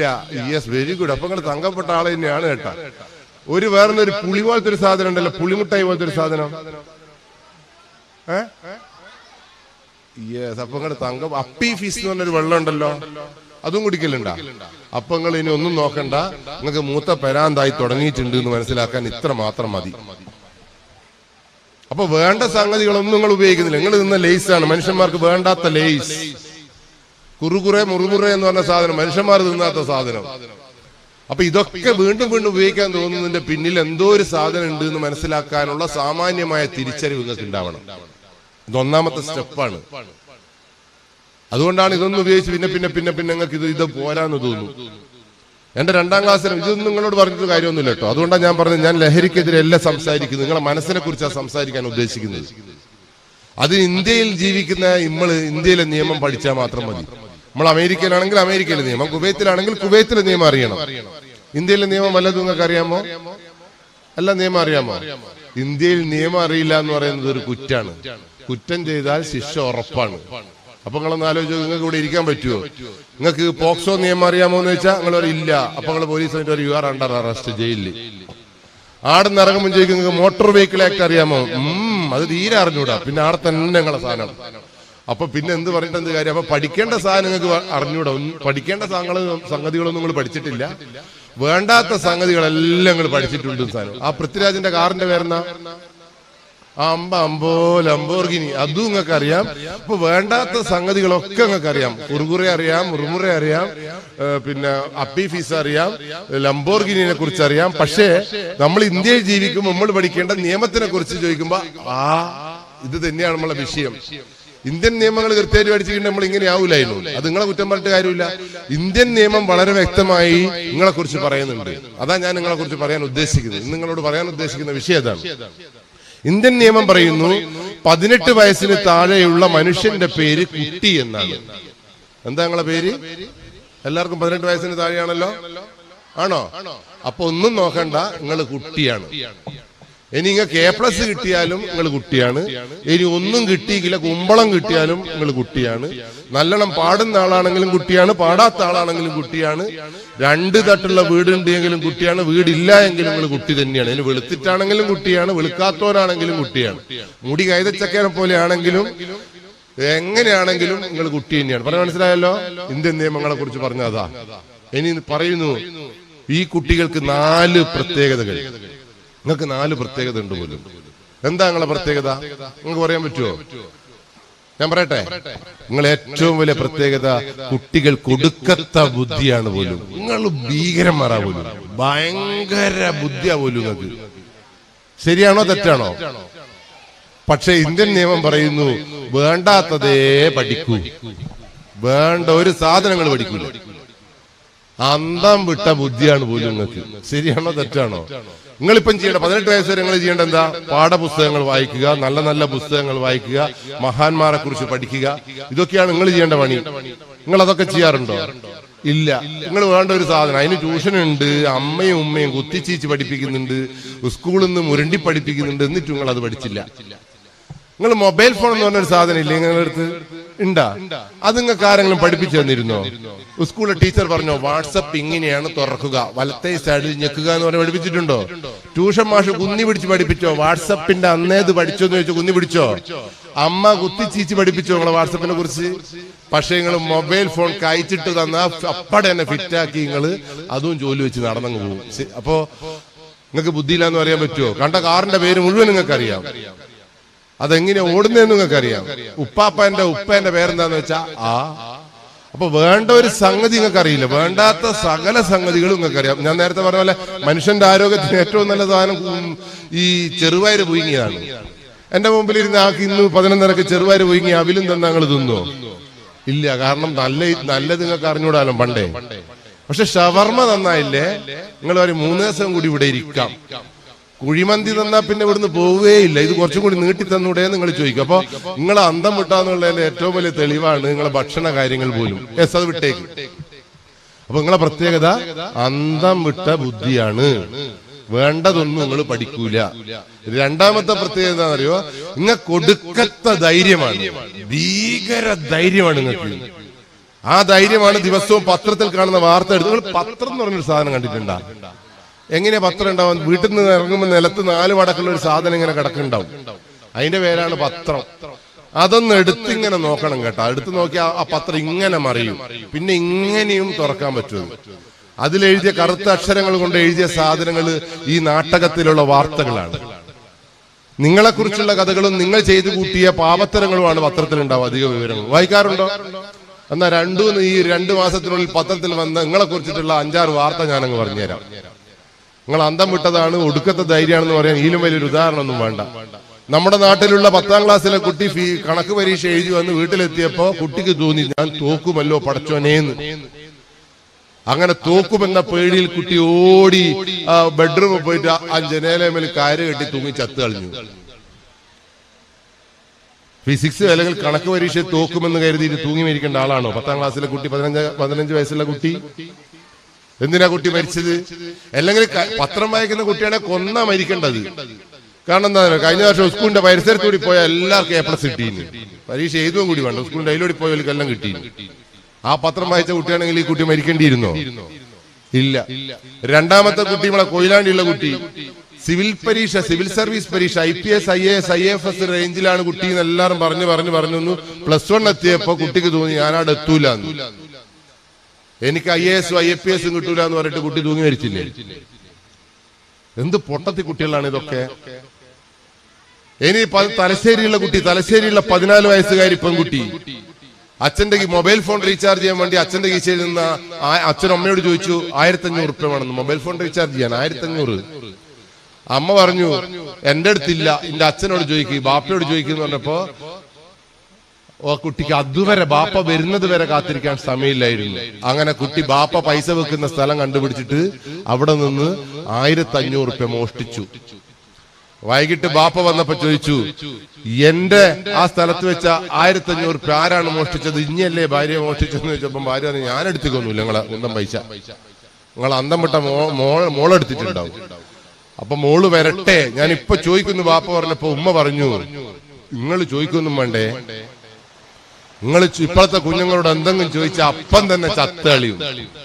അപ്പൊ ആ ബാപ്പ പറഞ്ഞൊരു ഉത്തരവുണ്ട്, എന്റെ കീശയിൽ നിന്ന് പൈസ ഓളെടുത്തിട്ട് ഓളാണോ തൂങ്ങി മരിക്കേണ്ടത്? ശരിക്കും തൂങ്ങി മരിക്കേണ്ടത് ഞാനല്ലേ എന്ന് ചോദിച്ചപ്പോ ഉമ്മ പറഞ്ഞു എനക്കത് തിരിഞ്ഞിന്, പക്ഷെ ഇന്നത്തെ കുട്ടിയൊക്കെ അത് തിരിയൂല, ചത്താളിയും. അപ്പൊ പറഞ്ഞു ഞാൻ വിടൂല, വരട്ടെ. അങ്ങനെ മോള് വൈകുന്നേരം ക്ലാസ് കഴിഞ്ഞ് വന്നപ്പോ നീ എന്റെ കീശയിൽ നിന്ന് പൈസ എടുത്തു എന്ന് മോളോട് ചോദിച്ചപ്പോ മോള് പറഞ്ഞു എടുത്തു. ഞാൻ 2000 എടുക്കുവരും ബാപ്പ വിചാരിച്ചേ, ഇനി 1500 കിട്ടിയുള്ളൂ, 500 നിങ്ങൾ തരണം. ഒരൊറ്റന്ന് ബാപ്പ വെച്ചു കൊടുത്തപ്പോ ഈ കുട്ടി പറഞ്ഞു എന്നെ അടിച്ചുവല്ലേ ബാപ്പ, നിങ്ങൾക്ക് ഞാൻ കാണിച്ചു തരാം. അങ്ങനെ ആ ബെഡ്റൂമിലേക്ക് ഓടിപ്പോയി വാതിലടച്ചു കഴിഞ്ഞു കുട്ടി. അരമണിക്കൂർ കഴിഞ്ഞിട്ട് ബാപ്പയും മറ്റോലും കൂടി ചവിട്ടിപ്പൊട്ടിച്ചു നോക്കുമ്പോ ആ കുട്ടി ജനവാതിലിൽ തൂങ്ങി മരിച്ചിരിക്കുന്നു. എന്ത് നല്ല കുട്ടിയാന്ന് നോക്ക്. എനിക്ക് കോഴിക്കോടുള്ള ഹൈലൈറ്റ് മാളിനടുത്തുള്ള 18ാമത്തെ തട്ടിൽ നിന്ന് താഴേക്ക് ചാടി മരിച്ചൊരു 7ാം ക്ലാസ്സുകാരനുണ്ട്. 7ാം ക്ലാസ്സുകാരന്റെ ശവശരീരം പോലീസ് ഇൻക്വസ്റ്റ് നടത്തിക്കൊണ്ടിരിക്കുമ്പോ കീശയിൽ നിന്ന് കിട്ടിയ കടലാസ് കിട്ടിയ അത് വായിച്ചപ്പോ പോലീസ് ചിരിച്ചു മരിച്ചു. 7ാം ക്ലാസ്സിലെ പൊട്ടം മരിച്ചത് എന്തിനാണെന്നറിയോ? ഓന്റെ അച്ഛന്റെ ബർത്ത്ഡേന് വന്നു. ഓൻ കീശയിൽ എഴുതി വെക്കുക ഈ മരണം അച്ഛന് സമർപ്പിക്കുന്നു, ഹാപ്പി ബർത്ത്ഡേ അച്ഛ. എന്ത് നല്ല കുട്ടിയാ നോക്കി. അച്ഛന്റെ ബർത്ത്ഡേക്ക് സ്വന്തം ജീവൻ ബലിയർപ്പിച്ച മഹാനായ മനുഷ്യൻ. കതിരൂരുള്ള 14 വയസ്സുകാരൻ ബ്ലൂവെയിൽ എന്ന് പറയുന്ന മൊബൈൽ ഫോൺ കളിച്ചിട്ടാണ് തൂങ്ങി മരിച്ചു കഴിഞ്ഞത്. 14 വയസ്സ്. എന്തുകൊണ്ടാണ് നിങ്ങൾക്ക് ഇങ്ങനെ മരിക്കാൻ കഴിയുന്നത്? അല്ലെങ്കിൽ എന്തിനാണ് നിങ്ങൾ മരിക്കുന്നത്? മൊബൈൽ ഫോൺ വാങ്ങിച്ചു കൊടുക്കാത്തതിന് മരിച്ച കുട്ടി വടകരക്കാരിയാണ്. മൊബൈൽ ഫോൺ വാങ്ങിച്ചെന്തെങ്കിലും നിങ്ങൾ മരിക്കണോ? ഫിസിക്സ് പരീക്ഷ തോറ്റാ നിങ്ങൾ മരിക്കണോ? എന്റെ അമ്മയില്ലേ ഈ വാർത്ത വായിച്ച് ചിരിച്ച് മരിച്ചു. ഞാൻ ചോദിച്ച അമ്മ അങ്ങനെ ചിരിക്കരുത്, ഒരു കുട്ടി മരിക്കുമ്പോഴാണ് നിങ്ങൾ ചിരിക്കുന്നത്. അമ്മ പറഞ്ഞ വർത്താനം എന്താ അറിയോ? ഞാൻ ചിരിച്ച അതിനൊന്നുമല്ല, ഇങ്ങനെ പരീക്ഷ തോക്കുമെന്ന് പേടിച്ചിട്ട് മരിക്കുകയാണെങ്കിൽ തോറ്റ ഇനി എത്രൂട് മരിക്കണടോ എന്ന് ചോദിച്ചൊരു അമ്മ ഉണ്ട് എനിക്ക്. ഞാൻ 9ാം ക്ലാസ് വരെ സകല പരീക്ഷയിലും തോറ്റവനാ. പക്ഷെ എനിക്കതൊന്നൊരു വിഷയമല്ല കേട്ടോ. കാരണം എന്താണെന്നറിയോ? തോൽവി നമുക്ക് പുത്തരിയല്ല. എന്നോട് 1ാം ക്ലാസ്സിൽ പഠിക്കുന്ന സൂഫി മാഷ് പറഞ്ഞൊരു വാക്കുണ്ട്, പഠിച്ചിട്ടില്ലെങ്കിൽ തോക്കും പൊട്ട. തോറ്റാ ഞാൻ അടിക്കും പൊട്ട. സൂഫിയാഷ് ആദ്യം പറഞ്ഞ വർത്താനാ. ഞാൻ എന്റെ അപ്പുറത്തിരിക്കുന്ന മുഹമ്മദോട് പറഞ്ഞു, അങ്ങനെ മാഷ് പൊട്ടാന്ന് വിളിക്കാവോ നമ്മളാ? അങ്ങനെ മുഹമ്മദ് പറഞ്ഞു, അത് വിളിക്കാൻ പാടില്ല, നമ്മൾ ചെറിയ കുട്ടികളല്ലേ, ഇനി എന്റെ അച്ഛനോട് പോയി പറയണം. ഞാൻ അങ്ങനെ ഓടി അച്ഛനോട് പോയി പറഞ്ഞു. അച്ഛൻ പോയപാട് ചോദിച്ചു, എന്താണ് ഇന്ന് മാഷ് പഠിപ്പിച്ചതെന്ന് ചോദിച്ചപ്പോ ഞാൻ തെറ്റാണ്, അതാണ് ആദ്യം പഠിപ്പിച്ചത്. പിന്നെ എന്ത് പഠിപ്പിച്ചു എന്ന് വെച്ചപ്പോ ഞാൻ പറഞ്ഞു, അച്ഛ ഒരു വേറെ പ്രശ്നമുണ്ട്. അച്ഛൻ മാഷ് പറഞ്ഞു, സൂഫി മാഷ് ആദ്യം തന്നെ പറഞ്ഞു, പഠിച്ചിട്ടില്ല എങ്കിൽ തോക്കും പൊട്ട, തോറ്റാൽ ഞാൻ അടിക്കും പൊട്ട. അച്ഛ അങ്ങനെ കുട്ടികളെ പൊട്ട മാഷിനടിച്ചാൽ ഞാൻ എന്നെ കൊല്ലും മരപ്പൊട്ട. അന്ന് എനിക്ക് സംഗതി മനസ്സിലായി, ഒരു രക്ഷയില്ല. പഠിച്ചില്ലേ തോക്കും, തോറ്റാ തോപ്പി മാഷ് അടിക്കും. അതുകൊണ്ട് തന്നെ ഇംഗ്ലീഷിൽ 4 മാർക്ക് ആകുമ്പോൾ നമ്മൾ സ്റ്റാൻഡേർഡ് പക്ഷെ അടിച്ചോളി. കാരണം മാഷ് ചെറുപ്പത്തിൽ തന്നെ നമ്മളെ പഠിപ്പിച്ചു, തോറ്റാൽ പഠിച്ചില്ലെങ്കിൽ തോക്കുന്നു. അതുകൊണ്ട് തന്നെ തോക്കുന്നു മനസ്സിലാകുമ്പോൾ അടിക്കുന്നു പറഞ്ഞുകൊണ്ട് നമ്മൾ സ്റ്റാൻഡപ്പ് ആണ്, കൈ കാണിച്ചു. ആ അടിയും തുടച്ചുകൊണ്ട് വീട്ടിൽ വരുമ്പോ അച്ഛൻ കൊല്ലുമെന്നുള്ള നല്ല ഭയപ്പാട് നമ്മളെ മനസ്സിലുണ്ടാക്കിയിരുന്നു സൂഫി മാഷ്. അതുകൊണ്ട് തന്നെ അതിനൊക്കെ അതിജീവിച്ചുകൊണ്ട് ഇവിടം വരെ എത്താൻ നമുക്ക് കഴിഞ്ഞു. നിങ്ങളെ മക്കൾ 18 വയസ്സിന് താഴെയുള്ള അന്തം വിട്ട മക്കൾ, ഒടുക്കത്തെ ധൈര്യമുള്ള മക്കളെ ഇതൊന്നും ആരും പഠിപ്പിച്ചില്ല. ആയിട്ട് വീണ്ടും വീണ്ടും മരിച്ചുകൊണ്ടേയിരിക്കുന്നു. അതുകൊണ്ടാണ് ഞാൻ ചോദിച്ചത്, എനിക്ക് ടെൻഷൻ ഉണ്ട്, നിങ്ങളെ കാണുമ്പോൾ ടെൻഷൻ ഉണ്ട്. നിങ്ങൾ ലഹരിക്ക് അടിമപ്പെട്ടിട്ടോ മൊബൈൽ ഫോൺ കിട്ടാനിട്ടോ കാറ് കിട്ടാനിട്ടോ മരിക്കുമെന്നുള്ള ഭയം എനിക്കുണ്ട്. ഉണ്ടോ? മരിക്കുമോ നിങ്ങള്? ഇല്ല. അതിലും കൺഫ്യൂഷൻ ഉണ്ട് നിങ്ങൾക്ക്, അതിലും കൺഫ്യൂഷൻ ഉണ്ട്. എന്നാ മൂന്നാമത്തെ പ്രത്യേകത നിങ്ങൾ കേട്ടോ, അത് നിങ്ങൾക്ക് എന്തായാലും ഉണ്ടാവും. ഇത് മനുഷ്യക്കുട്ടികളുടെ മൂന്നാമത്തെ പ്രത്യേകത എന്താണെന്നറിയോ? ഉപദേശ ലെവലെ ഇഷ്ടല്ല. ശരിയാണോ തെറ്റാണോ? ഉപദേശം കേൾക്കുമ്പോൾ ദേശീയം കുടിക്കും. ഉണ്ട് അങ്ങനെ? Very good. അപ്പൊ നിങ്ങൾ കുട്ടി തന്നെയാണ്. നാലാമത്തെ പ്രത്യേകത എന്താണെന്നറിയോ? ഞാൻ മാത്രാണ് ശരി, ബാക്കി എല്ലാവരും പൊട്ടന്മാർ. ഉമ്മ പണ്ടേ ലെവലല്ലല്ലോ, എന്ത് പറഞ്ഞാലും ഗുഡു. ബാപ്പ പണ്ടേ പോരാ. ഞാൻ എങ്ങനെയൊന്നും ആവേണ്ട ആളല്ല, ഞാൻ വലിയ ആളാവേണ്ടാണ്, എന്റെ തീരുമാനമാണ് ശരി എന്നുള്ള വല്ലാത്ത വിശ്വാസങ്ങൾക്ക് ഉണ്ട്. അതുകൊണ്ട് ഇതാണ് രക്ഷാകർത്താക്കളും എല്ലാ ആളുകളും നിങ്ങളെ കുറിച്ച് പഠിക്കേണ്ടുന്ന ഏറ്റവും ആദ്യത്തെ വസ്തുത ഇതാണ്. അതുകൊണ്ട് തന്നെ ഇന്ത്യൻ നിയമം വളരെ വ്യക്തമായി പറയുന്നുണ്ട്, 18 വയസ്സിന് താഴെയുള്ള മനുഷ്യ കുട്ടികളെ നിയന്ത്രിക്കണം, ശാസിക്കണം, തിരുത്തണം. നിങ്ങളെ തിരുത്തിക്കൊണ്ടേയിരിക്കണം. ആ തിരുത്തലിന്റെ ഭാഗമായാണ് ഈ സംഘടന നിങ്ങൾ ഏറ്റെടുത്തതും നിങ്ങൾ ഇങ്ങനെ ക്ലാസ്സൊക്കെ തന്നിട്ട് നേരായ വഴിയിലേക്ക് നയിക്കാൻ ശ്രമിക്കും. ധീരമായ പോരാട്ടം, ശരിയായ വഴിയിലൂടെ നടക്കുന്ന സംഘടന, അതാണ് വേണ്ടത്. 18 വയസ്സിന് താഴെയുള്ള കുട്ടികളെ നിരന്തരം ഇത്തരം ക്യാമ്പുകളിലൂടെ നേരായ വഴിക്ക് കൊണ്ടുവരാൻ കഴിയണം. പക്ഷെ നിങ്ങൾക്ക് ഇതൊന്നും പിടിക്കൂല, കാരണം നിങ്ങൾക്ക് ഉപദേശ ലെവലെ ഇഷ്ടമില്ലല്ലോ. അപ്പൊ നിങ്ങൾ പറയണം, ഇഷ്ടപ്പെടണം. 18 വയസ്സ് താഴെയുള്ള അന്തം വിട്ടതല്ലേ ഞാൻ എന്നുള്ള ചിന്ത നിങ്ങളെ മനസ്സിലുണ്ടാക്കിക്കൊണ്ട് നിങ്ങൾക്ക് എന്നെ തോന്നണം. അതുകൊണ്ട് തന്നെ നിങ്ങൾക്ക് എന്ത് പറഞ്ഞാലും ഇഷ്ടം ഉണ്ടാവില്ല. അതുകൊണ്ടാണ് ഞാൻ പറഞ്ഞ നേരത്തെ അപ്പി ഫീസ് കുടിക്കരുതെന്ന് നമ്മൾ പറയും. നിങ്ങൾ എന്താ കുടിച്ചാല് ഓൻ കുടിക്കുന്നുണ്ടല്ലോ, ഇവൻ കുടിക്കുന്നുണ്ടല്ലോ, ഞാൻ ഇനിയും കുടിക്കും, കുടിച്ചോ. അങ്ങനെയാണ് നിങ്ങളെ തീരുമാനം. നിങ്ങളോട് സിഗരറ്റ് വലിക്കരുത് എന്ന് പറഞ്ഞാൽ നിങ്ങളൊരു വലിക്കും. എന്താ കുഞ്ഞി, നിങ്ങൾക്ക് അങ്ങനെ തോന്നും. കാരണം 18 വയസ്സിന് താഴെയുള്ള അന്തം വിട്ട കുട്ടി. എന്റെ 2ാം ക്ലാസ്സിലെ ചെക്കൻ കഴിഞ്ഞ ദിവസം ഇല്ലേ ബീഡി വലിക്കുന്നു. ഏടുന്ന ഒരു ബീഡി കുറ്റി വാങ്ങിയിട്ട് അതും വലിച്ചുകൊണ്ട് ഇങ്ങനെ നടക്കും. ഞാൻ ചോദിച്ചോടാ, എന്റെ മുമ്പിലായിപ്പോയി എന്റെ പടല്. ഞാൻ ചോദിച്ചു, നീ ബീഡി വലിക്കുന്ന തെറ്റല്ലേ, ആരോഗ്യത്തിന് ഹാനികരല്ലേ? ഓൻ പറയും, മമ്മൂട്ടി വലിക്കും, മോഹൻലാൽ വലിക്കും, ഞാൻ കണ്ട ഡോണെല്ലാം മറ്റേ ഡോണാണ്, ഞാനാണ് ശരിക്കുള്ള എന്തെല്ലോ പറഞ്ഞിട്ട് ഇങ്ങനെ നടക്കുന്നുണ്ട്. ഞാൻ ഇങ്ങോട്ട് വാങ്ങി. ഇവൻ ഉപദേശിച്ചിട്ട് വല്ല കാര്യമുണ്ടോ? ഉടൻ തന്നെ ഞാൻ എന്റെ വണ്ടി സ്റ്റാർട്ടാക്കിയിട്ടില്ലേ, 2 മക്കളെയും എന്റെ ഭാര്യയും ഞാനും കൂടി കോഴിക്കോട് മെഡിക്കൽ കോളേജിലേക്ക് പോയി. ആടുള്ള ക്യാൻസർ വാർഡിൽ അങ്ങ് കൊണ്ടുപോയി ഈറ്റള. 2ാം ക്ലാസ്സിലെ കുട്ടി, 5ാം ക്ലാസ്സിലെ കുട്ടി, എന്റെ ഭാര്യയും ഞാനും ക്യാൻസർ വാർഡിലേക്ക് പോയിട്ട് അടുത്ത വാർഡനോട് പറഞ്ഞു, ഇന്ന് ബീഡി വെച്ചിട്ടുണ്ട്, എല്ലാരും ഒന്ന് പരിചയപ്പെടുത്തി കൊടുക്കണം. വാർഡന് വളരെ സന്തോഷമായി. ആദ്യമായിട്ടാണ് ഒരുത്തെ ഇങ്ങനെ ബീഡി വെച്ചിട്ട് ക്യാൻസർ വാർഡിലേക്ക്. 1ാമത്തെ ഒരു അമ്മൂമ്മയായിരുന്നു നമ്മളെ സ്വീകരിച്ചത്. വയനാടുള്ള ഒരു അമ്മൂമ്മ, മുറുക്കിയിട്ടും പുകയില വലിച്ചും 2 കവിളും ക്യാൻസർ വന്ന് തുരന്നു പോയൊരു അമ്മൂമ്മ. നമ്മളെ ഈ അമ്മൂമ്മേനെ കണ്ടപ്പോ ഞാൻ പറഞ്ഞ, അമ്മൂമ്മ എന്ത് പറ്റിയെന്ന് ചോദിച്ചപ്പോ അമ്മൂമ്മ ഇവിടെയുള്ള ഈ സാധനം അങ്ങ് മാറ്റിയെടുത്തില്ലേ, ഇവിടെ ഇങ്ങനെ വലിയൊരു ഹോൾസ്, ആ ഹോൾസിന് ചുറ്റും പുഴുക്കൾ ഇങ്ങനെ ഞാളെ മാടി വിളിക്കുന്നു, വരൂ ബീഡി വലിക്കൂ, എന്നാൽ മാത്രം നിങ്ങൾ ഇങ്ങനെ ആവുമെന്ന് പറയുന്ന രീതിയിൽ എന്നെ തോന്നിപ്പിക്കുന്ന ആ അമ്മൂമ്മനെ കുറിച്ച് ഇവരോട് സംസാരിച്ചു. അമ്മമ്മക്ക് സംസാരിക്കണം ഇങ്ങനെ വെക്കണം, കാരണം സംസാരിക്കുമ്പോൾ ഇതിലൂടെ കാറ്റൊഴിഞ്ഞു, അങ്ങനെ സംസാരിക്കാൻ കഴിയില്ല. അപ്പുറത്തെ ബെഞ്ചിൽ ഒരു പാവപ്പെട്ട ഒരു 60 വയസ്സുകാരനായ ഒരു അപ്പൂപ്പൻ, അപ്പൂപ്പന്റെ ഇവിടെയുള്ള ഒരു മഫ്ലർ പോലത്തെ ഒരു സാധനം ഇട്ട് ആ മഫ്ലറിങ് മാറ്റിയപ്പോ എന്റെ മകൻ കണ്ടത്, ഞാൻ കണ്ടത് ഇവിടെ വലിയൊരു പൊത്തായിരുന്നു. അവിടെയും ഉണ്ടായിരുന്നു പുഴുക്കളും എല്ലാം. എന്റെ മോൻ പറഞ്ഞു മതി, എനിക്കിനി കാണണ്ട. ഞാൻ പറഞ്ഞു ഇനിയും കാണണം, ഇനിയും ബീഡി വലിക്കണം, വാ എല്ലാരെയും പരിചയപ്പെടണം. അവസാനം ഓരോ ആളുകളെ കാണുമ്പോഴും അവരുടെ അനുഭവങ്ങൾ കേട്ടപ്പോഴും എന്റെ മോൻ പറഞ്ഞു ഇനി ഞാനിത് വലിക്കൂല എന്ന്. അല്ലാണ്ട് ഞാൻ അവൻ ഉപദേശിച്ചിരുന്നുവെങ്കിൽ ഓൻ പറയാൻ ഞാൻ എന്താ, ഓൻ വലിക്കുന്നുണ്ടല്ലോ, ഇവൻ വലിക്കുന്നുണ്ടല്ലോ, സിനിമയിൽ ഓല് വലിച്ചിട്ടുണ്ടല്ലോ, എന്റെ നേതാവ് വലിക്കുന്നുണ്ടോ എന്നെല്ലാം നിങ്ങൾ പറയും. ഇനി ഓൻ പറയൂല. ഇനിയും പറഞ്ഞിട്ടുണ്ടെങ്കിലും അനുഭവിക്കുന്നതിന് നമുക്ക് ഒരു വിഷയമില്ല. അതാണ് അന്തം വിട്ട് നിങ്ങളെ ബോധ്യപ്പെടുത്തുന്ന രീതിയിലുള്ള പ്രവർത്തനങ്ങൾ കൊണ്ട് മാത്രമേ രക്ഷയുള്ളൂ. എന്തായാലും നിങ്ങൾ വലിച്ച നിങ്ങളെ മുഖത്തും ഞാൻ ഇങ്ങനെ കാണുമ്പോൾ നിങ്ങളെ മുഖത്തും ഇങ്ങനെ പുഴു ഇങ്ങനെ എത്തി നോക്കുന്നത് നിങ്ങളെ മനസ്സിലേക്ക് ഉണ്ടാവണം. അതുകൊണ്ട് ധീരമായ നട്ടലോടുകൂടിയുള്ള തീരുമാനം എടുക്കാൻ നിങ്ങൾക്ക് കഴിയണമെങ്കിൽ നിങ്ങളെ നയിക്കാൻ നേതാക്കൾ ഉണ്ടാവണം, നിങ്ങളെ നയിക്കാൻ രക്ഷകർത്താവ് ഉണ്ടാവണം, നിങ്ങൾ നല്ല രീതിയിൽ മുന്നോട്ടേക്ക് പോകാൻ അധ്യാപകരുടെ സഹായവും വേണം, നാട്ടുകാർ നിങ്ങളെ സപ്പോർട്ട് ചെയ്യണം. നിങ്ങൾ എല്ലാവരും കൂടി ഉണ്ടെങ്കിൽ മാത്രമേ നിങ്ങൾക്ക് ജീവിതം മുന്നോട്ട് കൊണ്ടുപോകാൻ പറ്റൂ. എത്ര പൈസ ഉണ്ടെങ്കിലും നിങ്ങൾക്ക് മുന്നോട്ട് പോകാൻ പറ്റില്ല. അങ്ങനെ തോന്നുന്നുണ്ടോ? ഉണ്ടോ? അങ്ങനെ നിങ്ങൾക്ക് തോന്നുന്നുണ്ടെങ്കിൽ ഞാൻ ഒറ്റൊരു ഉദാഹരണം പറഞ്ഞുതരാം. നമ്മളെവിടെ ഒരു സിനിമ നടനില്ലേ, ലംബോർഗിനിന്റെ മുതലാളി, എന്താ പേര്? പൃഥ്വിരാജ്. പൃഥ്വിരാജിന് ലംബോർഗിനി നമ്മളൊക്കെ കാണുമ്പോൾ വളരെ കൊതിയോടുകൂടി ഇങ്ങനെ നോക്കി ലംബോർഗിനി. അങ്ങനെ ലംബോർഗിനിയിൽ ഇവരൊക്കെ AC-യുടെ ശീതളിമ ഇങ്ങനെ യാത്ര ചെയ്തുകൊണ്ടിരിക്കുമ്പോ കഴിഞ്ഞ 2-3 കൊല്ലം മുമ്പ് കേരളത്തിൽ ഒരു പ്രളയം വന്നു. പ്രളയം വന്ന് വെള്ളത്തിനെന്ത് പൃഥ്വിരാജ്, വെള്ളത്തിനെന്ത് പിന്നെ രംഗീഷ്, വെള്ളത്തിനെന്ത് കാക്കുനി, സകലയിടത്തും വെള്ളം ഇങ്ങനെ പൊങ്ങി പൊങ്ങി പൊങ്ങി പൊങ്ങി വരുമ്പോ പൃഥ്വിരാജിന്റെ വീട്ടുകാരൊക്കെ വിചാരിച്ച് എന്തായാലും ഇങ്ങോട്ടേക്ക് വെള്ളം വരൂല.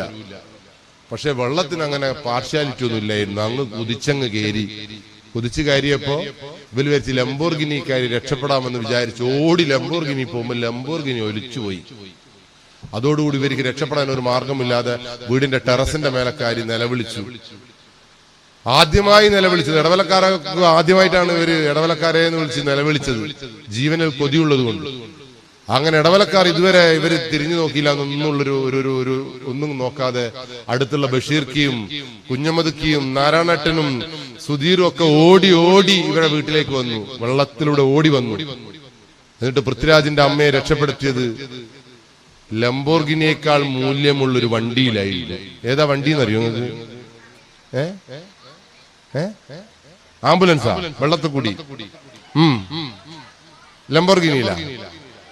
നല്ലൊരു ബിരിയാണി ചെമ്പിലാണ് ഈ അമ്മേനെ കാറ്റ് കൊണ്ടുപോയിട്ട് ഈ നാട്ടുകാർ കൊണ്ടുപോയി രക്ഷിച്ചത്. അതുകൊണ്ട് നിങ്ങൾ എന്ത് ലംബോർഗിനി ഉണ്ടായാലും, എത്ര കോടി കണക്കിന് രൂപയുള്ള വീടുണ്ടായാലും പരസ്പര സഹകരണമില്ലാതെ നിങ്ങൾക്ക് മുന്നോട്ട് പോകാൻ കഴിയില്ല. അതുകൊണ്ട് ലഹരിക്ക് അടിമപ്പെട്ടിട്ട് ഞാൻ കഴിഞ്ഞ ദിവസം കുന്നുമക്കര എന്ന് പറഞ്ഞ സ്ഥലത്ത് ക്ലാസ് എടുത്തപ്പോ അവിടെയുള്ള ഒരു കുട്ടിയുടെ ഒരു വോയിസ് എനിക്ക് അയച്ചു തന്നിരുന്നു. 7ാം ക്ലാസ്സിലെ കുട്ടി പറയാ, ഇതിങ്ങനെ വലിച്ചു തള്ളുമ്പോയില്ലേ പറക്കുന്നുണ്ട് ചിത്രശലഭങ്ങൾ തലച്ചോറിലൂടെ. ആദ്യമൊക്കെ ഞങ്ങള് 3 ആൾ കൂടിയിട്ടാ വലിക്കല്. 7ാം ക്ലാസ്സുകാരൻ പറയാ, ഇപ്പൊ ഉമ്മയും ഒന്നും വീട്ടിലില്ലാത്തപ്പോ എനിക്ക് ഒന്ന് തന്നെ വലിക്കുവാൻ പറ്റുന്നുണ്ട്. ഇവനിങ്ങനെ എന്റെ മൊബൈൽ ഫോണിൽ ഇപ്പൊ ഉണ്ടാ സൗണ്ട്. എന്തൊരു നിരർത്ഥം. അവൻ പറയും, കാരണം അവൻ അന്തം വിട്ടവനാണ്. അവനെ നിയന്ത്രിക്കാൻ ആർക്കും കഴിയാത്തത് കൊണ്ടാണ് ആ ലോകത്തേക്ക് അവൻ പോയത്. അതുകൊണ്ട് സൂക്ഷിക്കണം നിങ്ങൾ. പല ആളും വലിച്ചോ ഒരു രസത്തിന് വേണ്ടിയിട്ടാണ് നിങ്ങൾ ഇത് തുടങ്ങുന്നത്.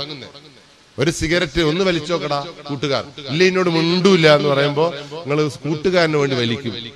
ഇനി പെൺകുട്ടികളും മോശക്കാരൊന്നുമല്ല.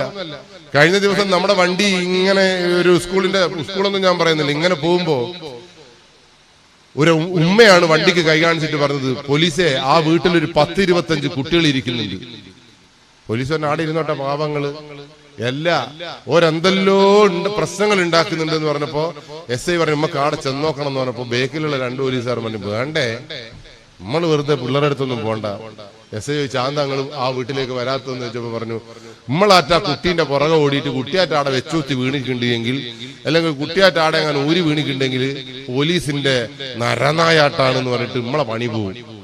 എനിക്കാണെ 3 ലോണുണ്ട്, 2-3 പിന്നെ കുറിയുണ്ട്, പിന്നെ ശമ്പളം മുടങ്ങിയാൽ ജീവിക്കാൻ പറ്റുമെന്ന് വെച്ചപ്പോ, പക്ഷെ ധീരനായ SI പറഞ്ഞു എനിക്ക് ഇതേ പ്രായത്തിലുള്ള 2 കുട്ടിയുണ്ട്, ഞാൻ വരും, ഞാൻ പോകും, നിങ്ങൾ വരുന്നുണ്ട് വന്നോന്ന് പറഞ്ഞപ്പോ അപ്പൊ പോലീസ് പറഞ്ഞു എന്നാ നിങ്ങളുണ്ടെ പിന്നെ 3 ആൾക്കും കൂടി നടക്കാലോ.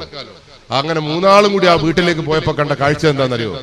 നമ്മുടെ നാട്ടിലുള്ള 10ാം ക്ലാസ്സിലെ 22 കുട്ടികൾ കറുത്ത ഷർട്ടും കറുത്ത പാന്റും കറുത്ത ബാഗും കറുത്ത തൊപ്പിയും കറുത്ത കണ്ണടിയും കറുത്ത സ്ട്രാപ്പെല്ലാം ഇട്ടിട്ട് ഇങ്ങനെ, അതിൽ ജാതി മത വ്യത്യാസങ്ങളൊന്നുമില്ലായിരുന്നു. എല്ലാ ജാതിയും എല്ലാ മതങ്ങളും ഉണ്ടായിരുന്നു. എസ് ഐ പറഞ്ഞു ഓടരുത്, ആരും ഓടരുത്.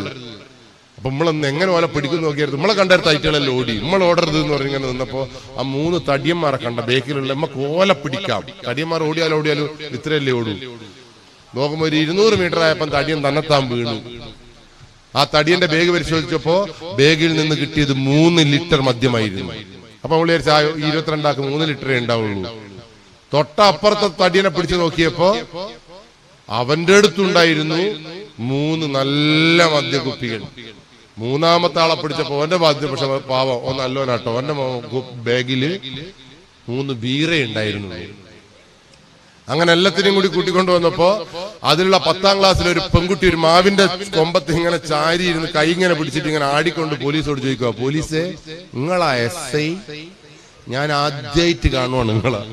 10ാം ക്ലാസ്സിലെ ഒരു പെൺകുട്ടി പോലീസിന്റെ മുഖത്തേക്ക് പറയും നിങ്ങൾ ആദ്യമായിട്ട് കാണുക. നോക്കുമ്പോ മരത്തിന്റെ കയ്യിൽ നിന്ന് വിട്ടപ്പോ പെൺകുട്ടി ഉരുണ്ട് താഴെ വീണു. നോക്കുമ്പോ എന്താ സ്ഥിതി? എന്തായിരിക്കും കുട്ടി വീണിക്കുണ്ടാവുക? പോലീസിനെ കണ്ടുപിടിച്ചതാണോ? അല്ല, ആ പെൺകുട്ടിയും മദ്യപിച്ചിട്ടുണ്ടായിരുന്നു. അതുകൊണ്ട് സൂക്ഷിച്ചോ നിങ്ങള്. അപ്പൊ എന്റെ വീട്ടിൽ ആരും മദ്യപിക്കില്ല, എന്റെ വീട്ടിൽ തങ്കപ്പെട്ട ആളുകളാണ്, എന്റെ ഏരിയയിലൊന്നും മദ്യമില്ല, അപ്പുറത്തെ കഞ്ചാവുള്ളൂ, അപ്പുറത്തെ MDMA ഉള്ളൂ എന്നൊക്കെ പറഞ്ഞിട്ടുണ്ട് എങ്കിൽ ഉറപ്പിച്ചോ നിങ്ങള്. ഈ നാട്ടിൽ നിങ്ങളുടെ സമൂഹത്തിൽ നിങ്ങളുടെ ക്ലാസ് റൂമിൽ ഒരു കഞ്ചാവ് വലിക്കുന്നവനുണ്ട് എങ്കിൽ, ഒരു സിഗരറ്റ് വലിക്കുന്നവനുണ്ട് എങ്കിൽ, ഓൻ 1 കൊല്ലം കൊണ്ട് 7 ആളെ അവന്റെ മായിക ലോകത്തേക്ക് കൊണ്ടുവരും. ഒരു തർക്കവും കയ്യിൽ വേണ്ട. അപ്പൊ നിങ്ങളെ വീട്ടിൽ ഒരു ഏട്ടൻ ഉണ്ട് എങ്കിൽ, ഒരു അനിയൻ ഉണ്ട് എങ്കിൽ നിങ്ങൾ സൂക്ഷിച്ചോ. രക്ഷാകർത്താക്കൾ നിയന്ത്രിക്കാൻ പ്രാപ്തിയുള്ളവരല്ല എങ്കിൽ, സംഘടനകൾക്ക് ഇവരെ നിയന്ത്രിക്കാൻ കഴിഞ്ഞിട്ടില്ല എങ്കിൽ ഉറപ്പാണ് നശിച്ചു പോകും. സിഗരറ്റ് മദ്യമൊക്കെ വിടുങ്ങള്. ഏറ്റവും പുതിയൊരു സാധനമുണ്ട് MDMA എന്ന് പറഞ്ഞ സാധനം. ഞാൻ അതിന്റെ രഹസ്യങ്ങളിലേക്കൊന്നും ഒരു പേര് ഞാൻ പറയുന്നില്ല, എന്നിട്ട് വേണം നിങ്ങൾ അത് വാങ്ങിയിട്ട് വലിക്കാൻ. ഈ MDMA എന്ന് പറയുന്ന ഒരു സാധനമാണ്, വളരെ സിമ്പിൾ ആണ്, ഒരു പൊടി പോലത്തെ ഒരു സാധനമാണ്. അത് നിങ്ങളെ വായിലോ ചുണ്ടിലോ എവിടെയെങ്കിലും ആക്കിയാലുണ്ടല്ലോ, പിന്നെ നിങ്ങൾ 48 മണിക്കൂർ ഇങ്ങനെ നിങ്ങൾക്ക് എന്ത് വേണേലും ചെയ്യാൻ പോലും. എന്ത് രസമാണെന്നറിയോ? നിങ്ങൾ ഉപയോഗിക്കണം കേട്ടാ, ഒന്ന് പറക്കാൻ ശ്രമിക്കണം. അതിന്റെ പ്രത്യേകത എന്താണെന്നറിയോ? ഒറ്റ പ്രാവശ്യം ഉപയോഗിച്ചാൽ അതിന് നിങ്ങൾ അടിമകളായി മാറും. പിന്നെ നിങ്ങളെ നോക്കണ്ട. നിങ്ങളെ ജീവിതത്തിന്റെ ആയുസ് 7.5 കൊല്ലമാണ്. അത് വന്നിട്ട് 2 കൊല്ലമായിട്ടേ ഉള്ളൂ. അതുകൊണ്ടാണ് ഇപ്പൊ നാട്ടിനും നാട്ടുകാർക്കും പോലീസുകാർക്കും എല്ലാവരും ലഹരിക്കെതിരെ ആഞ്ഞടിക്കുന്നതിന് കാരണം എന്താണെന്നറിയോ? ഈ ലഹരിയുടെ പോക്ക് തുടരുകയാണെങ്കിൽ 7 കൊല്ലം കൊണ്ട് കേരളത്തിലെ യുവതലമുറ മുഴുവൻ നശിച്ചു പോകും. ജന്മങ്ങൾ എടുക്കാനുണ്ടാവില്ല ഇവിടെ. കേരളത്തിന്റെ ഒരു പ്രത്യേകത എന്താണെന്നറിയോ? ചെറുപ്പക്കാരാണ് മരിച്ചു വീഴുന്നത്. പ്രായമുള്ള എല്ലാ മനുഷ്യന്മാരും ചങ്കുറപ്പോടുകൂടി ഈ നാട്ടിൽ കൂടി നടക്കുന്നുണ്ട്. വേണേ നോക്കിങ്ങള്, പ്രായമുള്ളവരാണ് മരിക്കാത്തത്. ഒരു പണ്ട് തിന്ന ആരോഗ്യത്തിൽ ഭക്ഷണത്തിന്റെയും അവർ ചെയ്ത എക്സസൈസിന്റെയും തൽഫലമായിട്ട് പോലും ഇന്നും ജീവിക്കുന്നു. നമ്മൾ ഇതൊന്നും ചെയ്യാണ്ട് കറുകുറിയും മുറുമുറിയും തിന്നുമ്പോ അതിൻ്റെ കൂടി ഈ സാധനം കൂടി അങ്ങ് ഉപയോഗിക്കുമ്പോ നമ്മളെ കഥ കഴിയും. അതുകൊണ്ട് നിങ്ങൾ തീരുമാനിക്കണം, എന്ത് പ്രലോഭനം ഉണ്ടായാലും എന്ത് ചെയ്താലും ഞാൻ ഈ സാധനത്തിലേക്ക് പോവില്ല, ഞാൻ ഈ ലോകത്തേക്ക് ശ്രദ്ധിക്കപ്പെടില്ല, എനിക്ക് ഈ ലോകത്ത് ജീവിക്കണമെന്ന് നിങ്ങൾക്ക് വിശ്വാസമുണ്ട് എങ്കിൽ മാത്രമേ നിങ്ങൾ രക്ഷപ്പെടൂ. പെൺകുട്ടികളെ കുറിച്ച് വടകരയുള്ള 26 പെൺകുട്ടികളെ എനിക്കറിയാം. ആരെ ബൈക്കുമ്പോൾ വേണമെങ്കിലും ഒരു കയറി പോകും പോലും. എന്നോട് ഒരാൾ പറഞ്ഞതാ, ഈ ലഹരി കൊടുക്കണമെന്ന് മാത്രമേ ഉള്ളൂ. ഇനി എന്റെ മുമ്പിലിരിക്കുന്ന മക്കളോടും രക്ഷാകർത്താക്കളോടും ഞാൻ പറയുന്നത്, നമ്മളെ നാട്ടിൽ, ഈ നാട്ടിൽ 2 മാസം മുമ്പ് ഒരു പോലീസ് വണ്ടി പോകുമ്പോ ഒരു 9ാം ക്ലാസ്സിലെ പെൺകുട്ടിയെ ഒരു ഒഴിഞ്ഞ ഒരു വീട്ടിൽ, പണിപൂർത്തിയാവാത്തൊരു വീട്ടിൽ പോലീസ് കണ്ട്. പോലീസ് ചെന്ന് നോക്കുമ്പോ ഒരു കോന്തപ്പനെ പോലത്തെ ഒരു ചെക്കനും ഈ പെണ്ണും ഇങ്ങനെ ഇരിക്കുന്നു. അങ്ങനെ പോലീസ് എല്ലാ കാര്യങ്ങളും മനസ്സിലാക്കി ഈ പെൺകുട്ടിയും കൊണ്ട് അവളുടെ വീട്ടിലേക്ക് പോയി. അവളുടെ 2 തട്ട് വീട്, നല്ല ഭംഗിയുള്ള വീട്, ബാപ്പ ഗൾഫിൽ. ഈ SI സാറ് ആ വീട്ടിൽ പോയിട്ട് ബെല്ലടിച്ചപ്പോ ആ വീട്ടിൽ ആ ഉമ്മ ഓടി താഴേക്ക് വന്നു. താഴേക്ക് വന്നപ്പോ വാതിൽ തുറന്നപ്പോ പോലീസ് ഇങ്ങനെ നിൽക്കുന്നുണ്ടപ്പോ ആ ഉമ്മ പറഞ്ഞ വർത്താനം എനിക്ക് എന്റെ സാർ ഇപ്പോഴും പറയുമ്പോ അയാളെ കണ്ണിൽ നിന്ന് വെള്ളം വരും. എന്താ ഈ പറഞ്ഞെന്നറിയോ? എന്തിനാണ് എന്റെ വീട്ടിലേക്ക് കടന്നു വന്നത്? ഞങ്ങൾക്ക് പേര് ദോഷമുണ്ടാക്കാനോ? അസമയത്ത് എന്റെ വീട്ടിലേക്ക് കടന്നു വരാൻ ആരാണ് നിങ്ങൾക്ക് അവകാശം തന്നത്? SI കമാന്നൊരു അക്ഷരം പറയാതെ എല്ലാം കേട്ടു നിന്നു. ആ ഉമ്മയുടെ വികാരങ്ങളെല്ലാം ദേഷ്യമൊക്കെ പറഞ്ഞു തീർന്നപ്പോ സാറ് വളരെ സംയമനത്തോടു കൂടി ചോദിച്ചു, നിങ്ങളുടെ മകൾ എവിടെയാണ്? ഉമ്മർ എന്റെ മോളെ നിങ്ങളെ നോക്കൊന്നും വേണ്ട, അതിനെ നോക്കുന്ന എനക്കറിയാം, നിങ്ങളതിൽ ഇടപെടൊന്നും വേണ്ട. എന്റെ മോൾ എന്റെ ബെഡ്റൂമിൽ സുഖമായി കിടന്നുറങ്ങുന്നു. സാറ് വീണ്ടും സമാധാനത്തോടു കൂടി എന്നാ ഉമ്മ ഒന്ന് ചെന്ന് നോക്ക അവിടെ ഉണ്ടോന്ന് എന്ന് പിന്നെയും പോലീസിനെ ശപിച്ചുകൊണ്ട് ഉമ്മ വീണ്ടും ബെഡ്റൂമിലേക്ക്, മേലെയുള്ള ബെഡ്റൂമിലേക്ക് ഓടിച്ചെന്ന് വാതിൽ തുറന്നു നോക്കുമ്പോ ഉമ്മ ഓടി താഴേക്ക് വന്നിട്ട് പറഞ്ഞു, പോലീസ് എന്റെ മോളെ കുറിച്ച് വേണ്ടാത്ത ഒന്നും പറയരുത്, പാപത കിടന്നുറങ്ങുന്നവിടെ. ഒന്നും കൂടി ചെന്ന് നോക്കുന്ന, അപ്പൊ ഇനി പറയുമ്പോൾ ചെന്ന് നോക്കും ഞാൻ എന്താ, എന്റെ വീട്ടിൽ നിങ്ങൾ പറയുമ്പോൾ ചെന്ന് നോക്കാനാണ് ഞാൻ. പോലീസ് വീണ്ടും സംയമനത്തോടു കൂടി പറയും, ചെന്ന് നോക്ക്, മോളൊന്ന് വിളിക്കുമ്മ, നമുക്ക് അവരോട് രണ്ടു കാര്യങ്ങൾ സംസാരിക്കാനുണ്ടെന്ന് പറഞ്ഞപ്പോ നിങ്ങളൊന്നും ഒരു കാലത്തും ഗുണം പിടിക്കില്ല എന്ന് പറഞ്ഞുകൊണ്ട് ദേഷ്യം പിടിച്ചുകൊണ്ട് ഉമ്മ മേലേക്ക് പോയിട്ട് വാതിൽ തുറന്ന് ആ കിടക്കയിലുള്ള കുട്ടിയെ ഉരുട്ടി വിളിച്ചപ്പോ ഉരുണ്ടതൊരു 2 തലയണയായിരുന്നു. കുട്ടിയില്ലായിരുന്നു, നല്ല 2 തലയാണ് ഇങ്ങനെ എസ് പോലെ വെച്ചിട്ട് പുതപ്പുണ്ടങ്ങ് മൂടിക്കളഞ്ഞു. ഉമ്മക്ക് വാതിൽ തുറന്നു നോക്കുമ്പോ കുട്ടി പാവം ക്ഷീണിച്ച് പഠിച്ചുറങ്ങുകയാണ്. പിന്നീട് ഉമ്മക്ക് ബേജാറായിട്ടുള്ളൊരു വരുത്തുണ്ടായിരുന്നു, പോലീസ് ഇല്ല, തലയാണ ഉരുണ്ട് എന്നൊക്കെ പറഞ്ഞിട്ട് വാക്കുകൾ കിട്ടാത്ത. പക്ഷെ സാറ് വളരെ സംയമനത്തോടു കൂടി നിന്നു. സാറ് ബാക്കിൽ നിന്ന് പുറകിൽ നിന്ന് ഈ കുട്ടിയെ മുന്നിലേക്ക് കൊണ്ടുവന്നിട്ട് ചോദിച്ചു, ഇതാണോ നിങ്ങളെ കുട്ടി? എനക്ക് അന്നേരെ തോന്നി നിങ്ങളാണ് ഇത് നശിപ്പിക്കുന്നത്, നിങ്ങളാണ് എന്റെ മോളെ കൂട്ടിക്കൊണ്ടുപോയത്. പോലീസിന്റെ മേലെയായി എല്ലാം കൂടി. അവസാനം നമ്മൾ ഈ എസ്ഐയോട് ചോദിച്ചു, സാർ എങ്ങനെയാണ് നിങ്ങൾക്ക് ഇത് പിടിച്ചു നിൽക്കാൻ കഴിഞ്ഞത്? എങ്ങനെയാണ് ഈ അമ്മയുടെ ഈ ഒരു പ്രകോപിതമായിട്ടുള്ള വാക്കുകൾ നിങ്ങൾക്ക് എങ്ങനെയാണ് സഹിക്കാൻ കഴിഞ്ഞതെന്ന് പറഞ്ഞു, എന്റെ മോള്, എനിക്ക് 2 ഇരട്ട കുട്ടികളാണ്, ഇതേ പ്രായമുള്ള 2 കുട്ടികൾ, അതുകൊണ്ടാണ് എനിക്ക് ഇതിനെ ഉപേക്ഷിച്ച് പോകാൻ കഴിയാത്തത്. ആ ഉമ്മയോട് പറഞ്ഞു, ഉമ്മ, പോലീസ് എന്ന് പറഞ്ഞാൽ ഞങ്ങൾ വിചാരിക്കുന്ന ഭീകരന്മാരൊന്നുമല്ല. തെറ്റ് പോലീസ് ചെയ്താൽ പോലീസുകാരെ ശിക്ഷിക്കപ്പെടണം, ഞാൻ തെറ്റ് ചെയ്താൽ ഞാൻ ശിക്ഷിക്കപ്പെടണം, നിങ്ങൾ തെറ്റ് ചെയ്താൽ നിങ്ങൾ ശിക്ഷിക്കപ്പെടണം, ആര് തെറ്റ് ചെയ്താലും ശിക്ഷിക്കപ്പെടണം, എല്ലാ മനുഷ്യന്മാരൊന്നും കള്ളന്മാരൊന്നുമല്ല. ഉമ്മ കരഞ്ഞുകൊണ്ട് ചോദിച്ചു, മോളെ ഇനി എവിടെയാ പോയത്? ആ മകൾ ഉമ്മയോട് പറഞ്ഞില്ല, പോലീസോട് പറഞ്ഞ വാർത്ത എന്താണെന്നറിയോ? പോലീസെ, കഴിഞ്ഞ 2.5 കൊല്ലമായി ഈ കോന്തപ്പന്റെ കൂടെ ഞാൻ എപ്പോഴും ആ വീട്ടിൽ പോക്കുണ്ട്. ഇവര് ഏണി വെച്ചു കൊടുക്കും, കോന്തപ്പൻ വാതിൽ തുറന്നിട്ട് ആ ഏണി വഴി ഇറങ്ങിപ്പോകും. എന്തിനാണ് നീ ദിവസവും പോകുന്നെന്ന് ചോദിച്ചപ്പോ കോന്തപ്പൻ എന്തോ ഒരു പൊടി എനിക്ക് തരും. അത് ആദ്യമൊക്കെ എനിക്ക് ഇഷ്ടമല്ലായിരുന്നു, പിന്നീട് ഈ 8:30 ആവുമ്പോ എനിക്കിത് ഇല്ലാതെ പറ്റാതായി.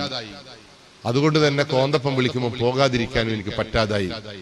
ആ പൊടിയാണ് എന്നെ അവിടത്തേക്ക് നയിച്ചത് എന്ന്. ആ പൊടിയുടെ പേരാണ് MDMA. സൂക്ഷിച്ചോ നിങ്ങള്. അതിന്റെ ഏറ്റവും വലിയ ഭീകരമായിട്ടുള്ള ഒരു അവസ്ഥ പെൺകുട്ടികളെ സംബന്ധിച്ചിടത്തോളം, നിങ്ങൾ എത്ര പിച്ചി ചീന്തി എറിഞ്ഞാലും നിങ്ങൾക്കൊന്നും മനസ്സിലാവില്ല. നിങ്ങളെ നാട്ടിലുണ്ടോ സാധനം? അത് നിങ്ങൾ കണ്ടിട്ടുണ്ടോ? നിങ്ങളെ വീട്ടിലുണ്ടോ? ഇതിന്റെ തുടക്കം എവിടെയാണെന്നറിയോ? നിങ്ങളെ നാട്ടിൽ DJ പാർട്ടി എന്ന് പറഞ്ഞൊരു പരിപാടി ഉണ്ടാകും. ആ നെഞ്ച് പൊട്ടുന്ന ഒച്ചയും വെച്ചിട്ട് ഇങ്ങനെ തുള്ളി കളിക്കുന്ന ഒരു പരിപാടി കല്യാണ വീട്ടിലെല്ലാം ഉണ്ടാവുമല്ലോ. നല്ല സാധനം കേട്ടോ. ഈ MDMA തുടക്കം ഈ DJ പാർട്ടിയിലാണ്. ആ DJ പാർട്ടിയിലുള്ള ആളുകളെ നോക്കിയാൽ നിങ്ങൾക്ക് മനസ്സിലാവും ഇത് ഉപയോഗിക്കുന്നുണ്ടോ ഇല്ലയോ. എന്താണെന്നറിയോ, ഒരു സാധാ മനുഷ്യനെ സംബന്ധിച്ചിടത്തോളം മാക്സിമം 3 പാട്ടിന് മാത്രമേ തുള്ളാൻ പറ്റൂ. 3 പാട്ട് പാടുമ്പോൾ അതിന് തുള്ളിയാൽ അപ്പട ഒരു മൂലക്ക് കിടക്കണം, തളർന്നു. പക്ഷെ MDMA ഉപയോഗിച്ചു, നിങ്ങളെ മക്കൾ ഉപയോഗിച്ചു, നാട്ടുകാർ ഉപയോഗിച്ചു, നിങ്ങൾക്ക് മനസ്സിലാണെങ്കിൽ തുടക്കം മുതൽ ഒടുക്കം വരെ തുള്ളിക്കൊണ്ടേയിരിക്കും.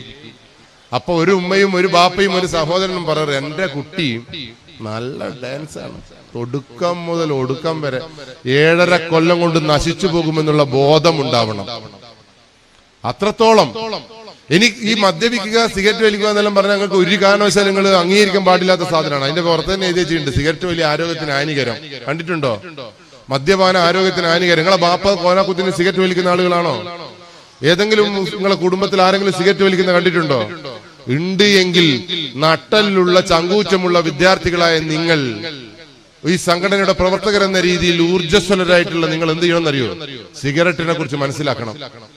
ഒരു വെള്ളക്കുറ്റി പോലുള്ള സിഗരറ്റിൽ 78ഓളം കെമിക്കൽസ് ഉണ്ട് എന്ന് മനസ്സിലായിക്കോളി. ആ 78 കെമിക്കൽസിൽ 72 കെമിക്കൽസും ക്യാൻസർ വരാൻ സാധ്യതയുള്ള സാധനമാണ്. നിങ്ങളെ സഹോദരനോ നിങ്ങളെ ഫ്രണ്ട്സോ നിങ്ങളെ ചങ്ക് ബ്രോ ഏടെയെങ്കിലും കുത്തിരി ഇങ്ങനെ വലിക്കുമ്പോൾ നിങ്ങൾ മനസ്സിലാക്കണം, ആഹു ചങ്കേ, ക്യാൻസറിന് വേണ്ടിയിട്ടുള്ള ആഹാരമാണല്ലോ താങ്കൾ ഉള്ളിലേക്കാക്കുന്നതെന്ന് അന്തം വിട്ട് നിങ്ങൾക്ക് മനസ്സിലാക്കണം. അതുകൊണ്ട് ഇന്നു മുതൽ സൂക്ഷിക്കണം. ഇനിയിപ്പോ സിഗരറ്റ് വലിക്കുന്നതും മദ്യപാനം എന്നെല്ലാം പറഞ്ഞ സാധനത്തെ കുറിച്ച് തെറ്റായ കുറെ ധാരണകളുണ്ട്. ഒരു മോശം ആൾക്കാരാന്നൊക്കെ ധാരണ ഉണ്ട്. മോശം ആൾക്കാരായിട്ടൊന്നും അല്ല, അതിൽ പെട്ടതാണ്. പ്രമേഹം എന്ന് പറഞ്ഞ സൂക്കേട് കുറിച്ച് കേട്ടിട്ടുണ്ടോ? പ്രമേഹം ഉണ്ടോ നിങ്ങൾക്ക്? BP ബ്ലഡ് പ്രഷറിനെ കുറിച്ച് കേട്ടിട്ടുണ്ടോ? എന്നാ BP-ക്കും പ്രമേഹത്തിനും ഒന്നും ഈ മരുന്നില്ല കൃത്യമായിട്ട്. മരുന്നിങ്ങനെ കുടിച്ചാൽ ക്യാൻസറിന് മരുന്നില്ല. മരുന്ന് കുടിക്കും തോറും നമുക്ക് ജീവൻ നിലനിർത്തി കിട്ടുന്നത് മാത്രമേ ഉള്ളൂ, പൂർണ്ണമായിട്ടും മാറൂല. പക്ഷെ നാട്ടിൽ മദ്യപാനവും കഞ്ചാവ് വലിയുള്ള ആരെങ്കിലും നിങ്ങളെ കുടുംബത്തിലോ വീട്ടിലോ ഉണ്ട് എങ്കിൽ നിങ്ങൾ ഉറപ്പിച്ചോ, അതൊരു അസുഖമാണ്. 80% ചികിത്സിച്ചാൽ ഭേദമാകുന്ന അസുഖമാണ് പുകവലിയും മദ്യപാനവും. നമ്മൾ ലഹരിക്കെതിരെ ക്ലാസ് എടുത്തിട്ടൊന്നും കാര്യമില്ല. നിങ്ങളെ നാട്ടിലും നിങ്ങളെ വീട്ടിലും ആരെങ്കിലും മദ്യപിക്കുന്നത് കണ്ടിട്ടുണ്ടെങ്കിൽ നിങ്ങൾ പറയണം സൂക്കേടാണത്. ആ സൂക്കേട് ചികിത്സിച്ചാൽ മാറും. കേരളത്തിന്റെ എക്സൈസ് ഡിപ്പാർട്ട്മെന്റ് ഓരോ ഗവൺമെന്റ് ഹോസ്പിറ്റലിലും വിമുക്തി എന്ന പേരിൽ പിന്നെ ഒരു ട്രീറ്റ്മെന്റ് സെന്റർ ഉണ്ട്. അവിടെ നമ്മളെ കൊണ്ടുപോയാൽ അവനെ നമുക്ക് നല്ല മനുഷ്യനായി, അവളെ നല്ല മനുഷ്യ സ്ത്രീയായിട്ട് നമുക്ക് തിരിച്ചു കൊണ്ടുവരാൻ പറ്റും. അതുകൊണ്ട് എന്റെ മുമ്പിലിരിക്കുന്ന നട്ടലുണ്ട് എന്ന് ഞാൻ കരുതുന്ന ബോധമുള്ള ഒരു ചുറുചുറുക്കുള്ള സംഘടനാ പ്രവർത്തകർ എന്ന രീതിയിൽ നിങ്ങളുടെ നാട്ടിൽ എവിടെയെങ്കിലും മദ്യപിക്കുന്ന ആളെ കണ്ടിട്ടുണ്ട് എങ്കിൽ ഉടൻ തന്നെ ഞങ്ങൾ എക്സൈസ് ഡിപ്പാർട്ട്മെന്റിൽ കൊണ്ടുപോയിട്ട് വിമുക്തി എന്ന് പറയുന്ന അവിടെ കൊണ്ടുപോയാൽ ഒരു പരിപൂർണമായിട്ട് ചികിത്സിച്ച് മാറ്റിത്തരും. നിങ്ങൾ ആരെങ്കിലും ചെയ്തു അത്? നമ്മൾ കള്ളുപിടിച്ചാൽ നശിച്ചു, ആടി നടക്കുന്നൊക്കെ പറഞ്ഞിട്ട് കാര്യമില്ല. അതുകൊണ്ട് വളരെ സൂക്ഷിക്കണം. ഇനി നിങ്ങൾക്ക് ചെയ്യാൻ പറ്റുന്ന ഒരു സംഗതിയും കൂടിയുണ്ട്. നിങ്ങളുടെ അടുത്ത് മൊബൈൽ ഫോൺ ഉണ്ടല്ലോ, ഇവിടെ ആരെങ്കിലും ഹാൻഡ്സ് വെക്കുന്നത്, എങ്ങനെ ചുണ്ടിൻ്റെ ഉള്ളിൽ ഒരു സാധനം വെക്കുന്ന കണ്ടിട്ടുണ്ടോ? സിഗരറ്റ് വലിക്കുന്നത് കണ്ടാൽ, കള്ള് കുടിക്കുന്നത് കണ്ടാൽ, എന്തെങ്കിലും തരത്തിൽ DJ പാർട്ടിയിൽ രാവിലെ തൊട്ട് രാത്രി വരെ തുള്ളുന്ന ചങ്ങായിനെ കണ്ടാൽ നിങ്ങളൊന്നും പറയണ്ട. നിങ്ങൾക്ക് പേടി വേണ്ട. നിങ്ങൾക്ക് 99 95 96 666 എന്ന് പറയുന്ന പോലീസിന്റെ യോദ്ധാവ് എന്ന് പറയുന്ന വാട്സപ്പ് നമ്പറിലേക്ക് ഒരു ഫോട്ടോ എടുത്തിട്ട് അങ്ങ് വിടുക. അത്രേ ഉള്ളൂ. നിങ്ങൾ പോയിട്ട് കിടന്നുറങ്ങിയാലില്ലേ, യോദ്ധാവ് വന്നിട്ട് ചങ്ങായിനി കൊണ്ടങ്ങ് പോകും. യോദ്ധാവ് ഇവിടുത്തെ പോലീസുകാരല്ല, അതിന് പ്രത്യേക തരം പോലീസുകാർ ട്രെയിൻഡ് ആയിട്ടുള്ള ആൾക്കാരുണ്ട്. നിങ്ങൾ ഇതുവരെ നല്ല കുട്ടികളെന്ന രീതിയിൽ ഒരാളെങ്കിലും സംരക്ഷിക്കാൻ, ഒരാളെങ്കിലും രക്ഷിക്കാൻ നിങ്ങൾക്ക് കഴിഞ്ഞോ? അതുകൊണ്ട് നമ്പർ മറന്നുകൊണ്ടാ 99 95 96 99 95 96 6666 46 അത്രേ ഉള്ളൂ. അതിലേക്ക് ഫോട്ടോ എടുത്ത്. പക്ഷെ ആ ഫോട്ടോ എടുക്കുമ്പോൾ ശ്രദ്ധിക്കേണ്ട കാര്യം WWW എന്ന് പറഞ്ഞ 3 കാര്യങ്ങൾ ഉണ്ടാവണം. What, when, where. എവിടെ, എപ്പോൾ, എന്ത്, എങ്ങനെ. അപ്പൊ നിങ്ങൾ ഓട്. അങ്ങനെ ഒരാളെങ്കിലും നിങ്ങളുടെ ജീവിതത്തിൽ രക്ഷിക്കാൻ കഴിഞ്ഞിട്ടുണ്ടെങ്കിൽ നിങ്ങൾക്ക് സ്വർഗലോകം ഒരു സ്റ്റെപ്പും കൂടി അടുത്താണ്. അതുകൊണ്ട് സൂക്ഷിച്ചോ, നിങ്ങൾ നല്ല കുട്ടികളായിട്ട് മാറണം. അപ്പൊ മദ്യമാണ് അവിടുത്തെ വിഷയം. അന്തം വിട്ട് നിങ്ങളെ സംബന്ധിച്ചിടത്തോളം ഇത് കാണിച്ചു തന്നാല്, അല്ലെങ്കിൽ ഈ മുട്ടായി കാണിച്ചു തന്നാല് നിങ്ങൾ പുറകെ വരും. കാരണം അന്തം വിട്ട് ഇറ്റുകളാണ് നിങ്ങൾ. അത് മാത്രം നിങ്ങൾ മനസ്സിലാക്കുക. എന്റെ 5ാം ക്ലാസ്സിലെ മോളെ എനിക്ക് പേടിയാണ്. കാരണം വടകര നിന്ന് ഒറ്റ കാര്യം കൂടി പറയാൻ നിർത്താം. വടകര നിന്ന് കഴിഞ്ഞ ദിവസം പോലീസ് ഇങ്ങനെ പോകുമ്പോൾ ഒരു കുട്ടീന്റെ ബാഗിൽ നിന്നൊരു സാധനം അങ്ങ് വീണു. പോലീസ് ഓടിച്ചെന്ന് ബാഗിൽ ആ കുട്ടീന്റെ സാധനം ഇതാ വീണ് പോയിട്ടുണ്ടെന്ന് പറഞ്ഞ് പൊതി തുറന്നു നോക്കുമ്പോൾ കണ്ട എന്താണെന്നറിയോ, 1.5 കിലോ കഞ്ചാവ്. കുട്ടിയോട് ചോദിച്ചു, എന്താ കുട്ടി ഇത് എനിക്കറിയില്ല, ഇത് എനിക്കെന്താന്ന് അറിയില്ല. ഏട്ടൻ പറഞ്ഞു, ഇത് ആ സ്കൂളിന്റെ ആടെ കൊണ്ടുകൊടുത്താല് എനിക്ക് എന്ത് കിട്ടും എന്ന് ചോദിച്ചപ്പോൾ അവള് പറഞ്ഞു, സിൽക്കി എന്ന് പറഞ്ഞൊരു മുട്ടായി തരും ഏട്ടൻ. ഞാൻ പറഞ്ഞു, കുട്ടിക്ക് ഇതിന്റെ ഭവിഷ്യത്ത് അറിയാവുന്ന വെച്ചാൽ ഒന്നും അറിയില്ല. എപ്പോ ഈ പൊതി തരും, ഈ പൊതി ഞാൻ അവിടെ കൊണ്ടുകൊടുക്കും, സിൽക്കി തരും. ഞാൻ അന്ന് എന്റെ വീട്ടിലേക്ക് പോയിട്ട് എന്റെ മോളോട് ചോദിച്ചു, മോളെ എനിക്ക് ആരെങ്കിലും സിൽക്കി തരാറുണ്ടോ? കാരണം നാട്ടിൽ 5ാം ക്ലാസ്സിലെ കുട്ടി ഇങ്ങനത്തെ കഞ്ചാവ് ഉണ്ടാക്കുന്നുണ്ട്, എന്റെ 5ാം ക്ലാസ്സിലെ കുട്ടിയും കൊണ്ടാകാൻ സാധ്യത ഉണ്ട് എന്നുള്ള ബോധമാണ് ഒരു രക്ഷാകർത്താവ് എന്ന രീതി. അതുകൊണ്ട് ഇപ്പൊ എന്റെ മോള് പറഞ്ഞു, എനിക്ക് അത് സിൽക്കി തിന്നണമെന്നുണ്ട്, പക്ഷെ ഇതുവരെ ആരും തന്നിട്ടില്ല. സമാധാനം. അങ്ങനെ ഞാൻ പറഞ്ഞു, ഞാൻ എനിക്ക് വാങ്ങിത്തരും. എന്താ അന്തം വിട്ടല്ലേ ഇനി? അതുകൊണ്ട് എനിക്ക് ഈ അച്ഛൻ വാങ്ങിച്ചിരുന്നിട്ട് ഞാൻ വടകര ലിങ്ക് റോഡിലുള്ള ഫസ്റ്റ് ബേക്കറി പോയിട്ട് പറഞ്ഞു, 6 സിൽക്കി. അവൻ എന്നെ ഇങ്ങനെ നോക്കി. ഞാൻ പറഞ്ഞു, 6 എടുത്തോ, മക്കള് തിന്നട്ടെ. അവൻ ചോദിച്ചു, 6 വേണോ? ഞാൻ പറഞ്ഞു, 6 വേണം, എടുക്ക്. ഞാൻ ചോദിച്ചു, എത്ര പൈസയാന്ന് ചോദിച്ചപ്പോ അവൻ ചിരിച്ചോണ്ട് പറഞ്ഞു, 4800 രൂപ. സോറി, 4800. ഞാൻ ചോദിച്ചു, മുട്ടായി അല്ലേ ഇത്? ഓൻ ചോദിച്ചു, നിങ്ങൾ എവിടുന്നാ വരുന്ന മനുഷ്യ?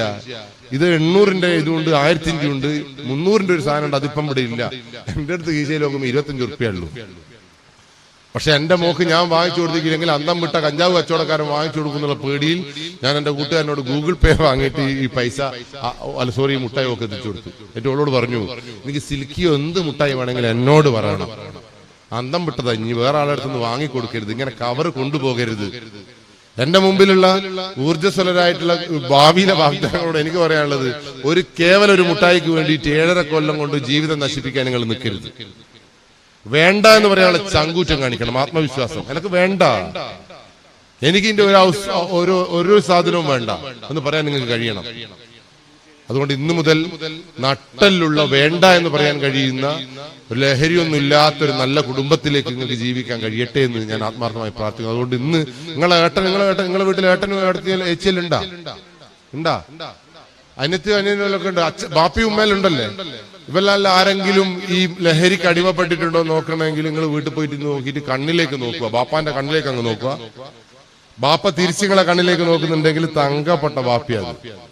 ആ ബാപ്പ ലഹരിക്ക് അടിമപ്പെട്ടിട്ടുണ്ടോ, ബാപ്പ പ്രണയത്തിന് അടിമപ്പെട്ടിട്ടുണ്ടോ എന്നൊക്കെ മനസ്സിലാക്കി. പ്രണയം ഒരു ലഹരിയാണ്, അത് പിന്നീട് വേറെ ഒരു വിഷയമായിട്ട് നിങ്ങൾക്ക് സംസാരിക്കാം. പ്രണയിക്കുന്നുണ്ടോ എന്നെല്ലാം നോക്കണമെങ്കിൽ എന്താ ചെയ്യേണ്ടത്? ബാപ്പന്റെ കണ്ണിലേക്ക് നോക്കുമ്പോൾ ബാപ്പ തിരിച്ചിങ്ങളെ നോക്കുന്നുണ്ടെങ്കിൽ അതൊരു മനുഷ്യനായ ബാപ്പയാണ്. ആ ബാപ്പക്ക് ലഹരി ഉണ്ടോ പ്രണയം ഉണ്ടോ നോക്കണമെങ്കിൽ ബാപ്പന്റെ കണ്ണിലേക്ക് നോക്കി ഒറ്റ ചിരി,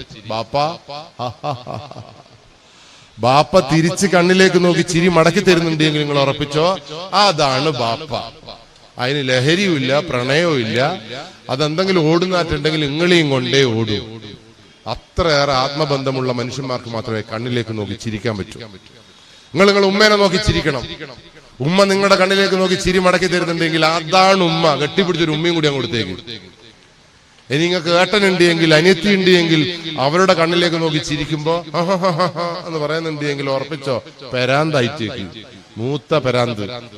ആ ഭ്രാന്തിൽ നിന്ന് മാറ്റിയെടുക്കാൻ നിങ്ങൾ അതിലൂടെ പറയണം, എന്റെ കണ്ണിലേക്ക് നോക്ക് ഏട്ടാ, എന്റെ അനിയത്തി, നീ കണ്ണിലേക്ക് നോക്കി സംസാരിക്കുക. അല്ലാണ്ട് നമ്മൾ ബോധവൽക്കരണ ക്ലാസ് കൊണ്ട് കഞ്ചാവ് അങ്ങനെയാണ്, അത് പൂക്കുമ്പോൾ മണക്കും എന്നൊക്കെ പറഞ്ഞിട്ട് കാര്യമില്ല. നമ്മുടെ വീട്ടിലേക്ക്, നിങ്ങളുടെ വീട്ടിലേക്ക് ലഹരിയില്ലാത്ത സ്വർഗതുല്യമായ ഒരു വീട് നിങ്ങൾക്ക് കെട്ടിപ്പടുക്കണം. ഈ സംഘടനയുടെ ധീരനായ പോരാളികൾ എന്ന രീതിയിൽ ലഹരിക്കെതിരെ പോരാടേണ്ടത്, മുൻനിരയിൽ നിന്ന് പോരാടേണ്ടത് നിങ്ങളാണ്. അല്ലാണ്ട് എന്റെ വീട്ടിൽ ആരും ഇല്ല അതുകൊണ്ട് ഞാൻ ഇത് നോക്കൂല എന്നൊന്നും പറഞ്ഞൊന്നും കാര്യമില്ല.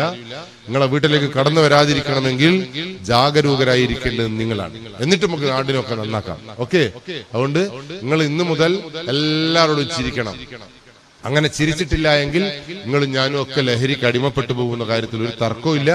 എല്ലാവരോടും സംസാരിക്കണം, എല്ലാവരോടും ചിരിക്കണം, നല്ല നല്ല പുസ്തകങ്ങൾ വായിക്കണം, എപ്പോഴും നിങ്ങൾ എൻഗേജ്ഡ് ആയിരിക്കണം. എനിക്ക് തോന്നുന്നു കുറെ ആത്മകഥകളൊക്കെ ഉണ്ട്, വല്ല നല്ല നേതാക്കന്മാരുടെ ആത്മകഥകളൊക്കെ ഉണ്ട്, അതെല്ലാം വായിക്കും. എന്നിട്ട് നിങ്ങൾ ഇങ്ങനത്തെ പരിപാടികളൊക്കെ പങ്കെടുത്ത് സജീവ സാന്നിധ്യങ്ങളായി മാറിയാൽ നിങ്ങളെ പിടിച്ചാ കിട്ടാത്ത അന്തം വിടാത്ത മക്കളായിട്ട് നിങ്ങൾ ജീവിക്കുക. അപ്പൊ നിങ്ങൾ ആരെങ്കിലും ഉപദേശിക്കുന്നുണ്ടെങ്കിൽ നിങ്ങൾ മനസ്സിലായിക്കോ, അമ്പോ ഞാൻ 18 വയസ്സിന് താഴെ അന്തം വിട്ടതാണ്, എന്നെ ഉപദേശിക്കുന്നതാണ് നല്ലത്, അയാൾ പറയുന്നത് ശരിയുണ്ട് എന്ന് തോന്നിപ്പിക്കുന്ന രീതിയിൽ നിങ്ങൾക്ക് മുന്നേറാൻ കഴിയും. എന്തായാലും എനിക്ക് ഇങ്ങനെ ഒരു അവസരം ഒരുക്കിയതിൽ വളരെയധികം സന്തോഷമുണ്ട്. നിങ്ങളോടൊക്കെ കമ്മ്യൂണിക്കേഷൻ നടത്താൻ കഴിഞ്ഞതിൽ എനിക്ക് വളരെയധികം സന്തോഷമുണ്ട്. പക്ഷെ എനിക്കൊരു സന്തോഷം എന്താണെന്നറിയോ, നിങ്ങൾക്കൊക്കെ നല്ലോണം എന്റെ കണ്ണിലേക്ക് നോക്കി ഇരിക്കാൻ കഴിഞ്ഞിട്ടുണ്ട് എന്നുള്ളത് ഇതുവരെ എനിക്ക് പ്രതീക്ഷ നൽകുന്നു.